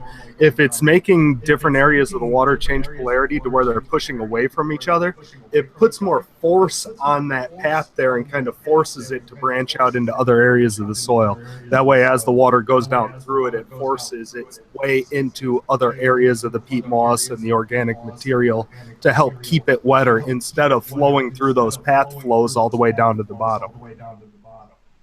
Makes sense. Plus the cover crop's going to help it too. Yeah, the cover crop will help break up any areas that are starting to get thick, with its roots and that type of shit. So it will definitely help, I'm sure. Yeah, I'm kind of, like I say, I'm interested in applying as much of this natural technology as I can. I think I have a little edge in the fact that I've been growing in soil and just using water for a long fucking time. So it's not no problem adding, whatever popcorn teas and all this stuff. But we'll see, a little bit at a time. And so the next thing, we looked at Soil King soil today, and it's awesome, okay? but it's simply not as hot as super soil. It's just, it isn't. It's 222 on the bag, dude. I'm telling you, if you put a clone, yeah, if you put a clone in super soil, just like straight up healthy clone in super soil, you will fucking smoke it. It will fucking kill a clone for real. So it's the way we use super soil, that layering method, and it works. I mean, some of the technology you guys say make me wonder how it works, because the plant shifts gears and does things, and the soil should change, but we don't change anything. But anyway. It's a way that I've always grown, and that's one reason the weed's always been so white. But I see people passing me by with technology, so I would be stupid if I didn't listen. So anyway, that's my take on that. So I'm going to add a little bit to the super soil. I have not calculated how much yet. I can't get a straight answer from Pat, and I'm not dogging him at all, because he's an awesome human being. But, his take on it, you heard him, is, use it, and if you need feed. Well, my job for me is to determine how much food to put on top of this, because this recipe's changed. So this is what we're going to do. We're going to take a plant and we're going to grow it in roots soil. And then we're going to take a plant and we're going to grow it in big roots. And we're not going to add any super soil to the plant. We're going to see how each one of those plants performs. If the plant big roots and the plant roots do, the plants perform the same way, then we'll know it's about the same potency, strength, however you want to say it. If the big roots plant stays greener, longer, grows better, because we're not going to feed it, we'll know that it's a little. So it's just a small field test that will let us know if the big roots is, how strong is it? Because he tells us what all he puts in it, but the total nutrient ratio is not super high. And I've never, no shit, we have a soil test kit here, but in 15 years I've never taken super soil anywhere and got it tested. And the reason is because when I take my weed somewhere, it gets tested really quick, and it tells me what I need to know. So I'm ready for questions, mail it. I spun as long as I could spin. I love it. Somebody was just asking the best TVA strain for sativa or for energy. Vortex. Vortex. Yeah, if you smoke a bowl of Vortex, I talk about it all the time. The A13BX would be one of my, but we don't have that anymore. You can find it at Zamnesia in Amsterdam. But anyway, Vortex is, they used to joke when they saw me in the chat before Hangouts, we used to chat. And I would type like, okay, I'm going to smoke some Vortex. And then the next thing I know, I'd be like, I got to go to the garden work. So it's instantly stimulating mentally and physically. Heck yeah. Everybody was going wild about the yucca and chat that you were talking about. Exactly, yeah. We'll grab some. Hey, while I answer this question, I'm going to ask everybody what they're smoking so I can watch it blow up. Go ahead, MV. Everybody's smoking. I was just gonna say, yucca's good stuff, man. It's good for all growers. Any grower that grows in medium. It's not really gonna help a water grower like DWC or aeroponics, but it will definitely help cocoa, peat moss soilless, peat moss soils, super soils, all of the above with yucca. Good stuff. Cool. And is it gonna burn anything? But no, it's because it's not something that actually uptakes into the plant. It's just something that's like pushing that water and changing that polarity and those friction rates in the water, so that way it can more disperse more easily into your soil base. Makes sense. Roger Dickinson wants to know, do feminized seeds restrict genetic possibilities of a strain? Well, that is a question that's highly debatable, but not in my mind, and I'm going to continue to talk to the doctors about it. But in my opinion, and I've always believed this, because cannabis is dipletions, it pulls the same amount from the male and the female. If you take the male out of the equation, I think you are changing nature. And I'm not a super religious person, but I'm a very natural person, and I believe I believe it's against nature. I also can tell you something else. While there are fem strains out there that people grow, and they grow stable, and they don't get males, I can tell you that to the one, they're still fucking pheno hunting the females they get, number one. And I can tell you those same damn strains in a non-feminized version will be more stable, will have less problems over a long period of time. You guys got to understand that some of us in this channel, I mean, I have clones that are plants that are 27 fucking years old. So, and I've also grown genetics that aren't taken care of properly. Fem seeds and shit. And over time, the plant changes. It starts doing weird shit. And you have to throw it out. So it's not just hermaphroditism that I don't like. It's that feminized plants, in my opinion, are missing a couple of things, and that is stability, vigor, pest resistance. And I believe these come from the male. Now, the doctors said that I was right, but they said it was more complicated than that, and next time they came over, they would explain it to me. So sorry for the super long answer, but that's... I agree with you, if that helps. I think I think that it's not necessarily something that's gonna like horribly destroy your genetics like with one generation out or two. But I think if you're constantly femming things down, you might be able to damage things on an epigenetic level. And then once you damage or change that DNA from the epigenetics of constantly putting those chemicals on there to change its sex and shit like that, then I just have a feeling that it will either lead to negative mutations or to, just a drift away from genetics that are helpful for us as humans. So, and what is the number one reason that a breeder would make feminized seeds? Fucking so money, they can. Yeah, money, so they can keep their stock money, to themselves. That way no one else can double up a male and recreate their genetic pool. And, I will tell you that I don't run down the hall skipping and joying every time somebody tells me, hey, sub, I brought your Jack the Ripper and I'm crossing it with whatever the hell. But I really don't care. I mean, I give my genetics freely away. They're non-GMO. In fact, they're grown. The fucking seeds are grown organically, and we don't even advertise that. So you get what you get from us. But I think that the main thing I want, I've told you guys this before, and it may sound like bullshit. I am a simple person, and my goal, and when I started growing,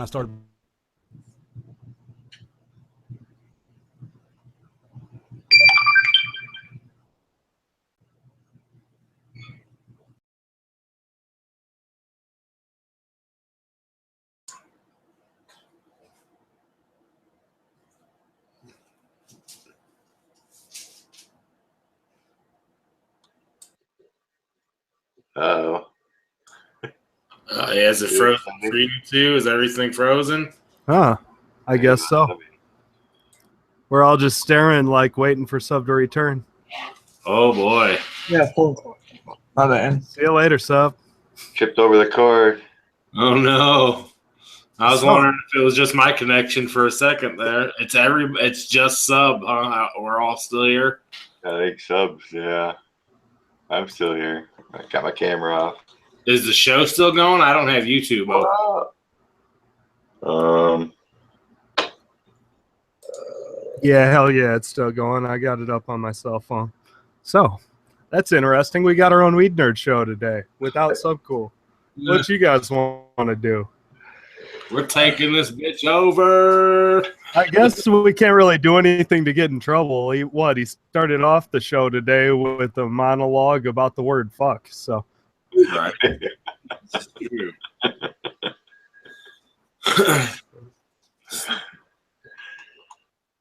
So Envy, I was talking to Dung earlier, I believe it was. No, it was Malik, I think, and he was rocking one of your Envy shirts and got recognized. Somebody recognized the Envy shirt. Oh yeah, you want to hear the story? Okay, so I went to the pet store, right? That's pretty cool. And yeah, the dude at the pet store was like, "Oh, nice shirt." I'm like, "Thanks, bro." It's like, Envy Closet Med Grower. He's like, "Yo." And then yeah, he knew my brother too, and I was like, "Shit, I'll be back to give you a business cards." Probably sell him some weed later now. That's pretty awesome, man. That's right. Pretty cool. For sure. The envy is spreading. It is, man. It's going every once in a while. Like, honestly, I don't sell too many t-shirts, but every once in a while one sells, and it makes me laugh. Like the different places people have them, especially the Big Dookie shirts. That shit cracks me up, man. So, especially like someone in New York, like New York City, New York, bought a Big Dookie shirt. So it actually makes me feel good knowing that someone's in actual downtown New York walking around with a Big Dookie shirt on. So I think that's pretty dope. Oh yeah, for sure. Yeah, Big Dookie appreciates it. He puts in a lot of work here in the garden, telling me what to do and, sleeping and such, eating trim. So. Oh man, I wonder how. It's weird to me that the show is still going without Sub being here because he's the host. Isn't that is that not strange to anybody else? Well, I just keep reminding this talk about Galactic Gardens, James Bean Seeds, TGA Genetics. These are I mean, we can keep talking. I'm not worried about that. It's just weird to me that the YouTube is still going without the host being there. Sorry, yeah. Well, I think more or less how that works is because it's not physically being hosted on his computer. It's being hosted on YouTube and then moderated by his computer. You know what I mean? So yeah, that's kind of how Hangouts work. So we're all connecting to YouTube servers, and then he just has control over it from the side. Kind of like he has a remote control onto YouTube servers for our Hangout. So if he disconnected, it's just the remote control controlling us is disconnected. It'll still just run as it runs. Oh yeah, I wonder if somebody needs to send Sub the link. Yeah, that'd be pretty funny. Yeah, someone got his number, send him the link somehow. Or send it to his email so he can click on it. Cell phone or his email? I'll do both. Yeah, send it to his email. Hopefully he gets it. Okay. So Envy, I can't remember. You're going to be at the SoCal. He lost the connection due to heavy rain. Yeah, man. I'm going to be down there. I think my wife's going to be with me too. She wants to go with me for that Saturday. And I don't think I'm going to make it Friday. I'm for sure going to make it Saturday, maybe Sunday. So we'll see how that goes. But yeah, I definitely want to be down there for the GrowTube Roundtable and to meet up with everybody. And, it's SoCal Cannabis Cup, dude. Honestly, that place, it's a hell of a good time. You just, there's so many people. You just watch your pockets and take a bunch of free dabs and try to enjoy yourself. But it's great. I like SoCal. I'm so stoked about it because, it's not only is it my first cup and my first time being to Cali, I'm going to meet all you fucking guys that I know now, Fada and you and Sub and Mendo and Dung and 1,000 other people, man. It's going to be bananas. Yeah, no, it's going to be a good time. We probably should start saying bye to people soon, though. Sid was just saying without the actual host in here, it will automatically close down after so many minutes. So. Oh, well, it's going to time us out. So we're going to keep bullshitting, but much love, much blessings. I hope all the weed nerds are having a good time out there. Everyone do something positive for one another. And stay faded, man. Keep that overgrow going for Sub. That's what we're trying to do here. Oh, man. Yeah, absolutely. So, yeah, we'll just keep bullshitting with you guys until maybe Sub will make it back in before we time out or we time out. So we'll just see what happens. And don't forget, you got super chats before we time out. Someone throw in a super chat. We got donations coming. So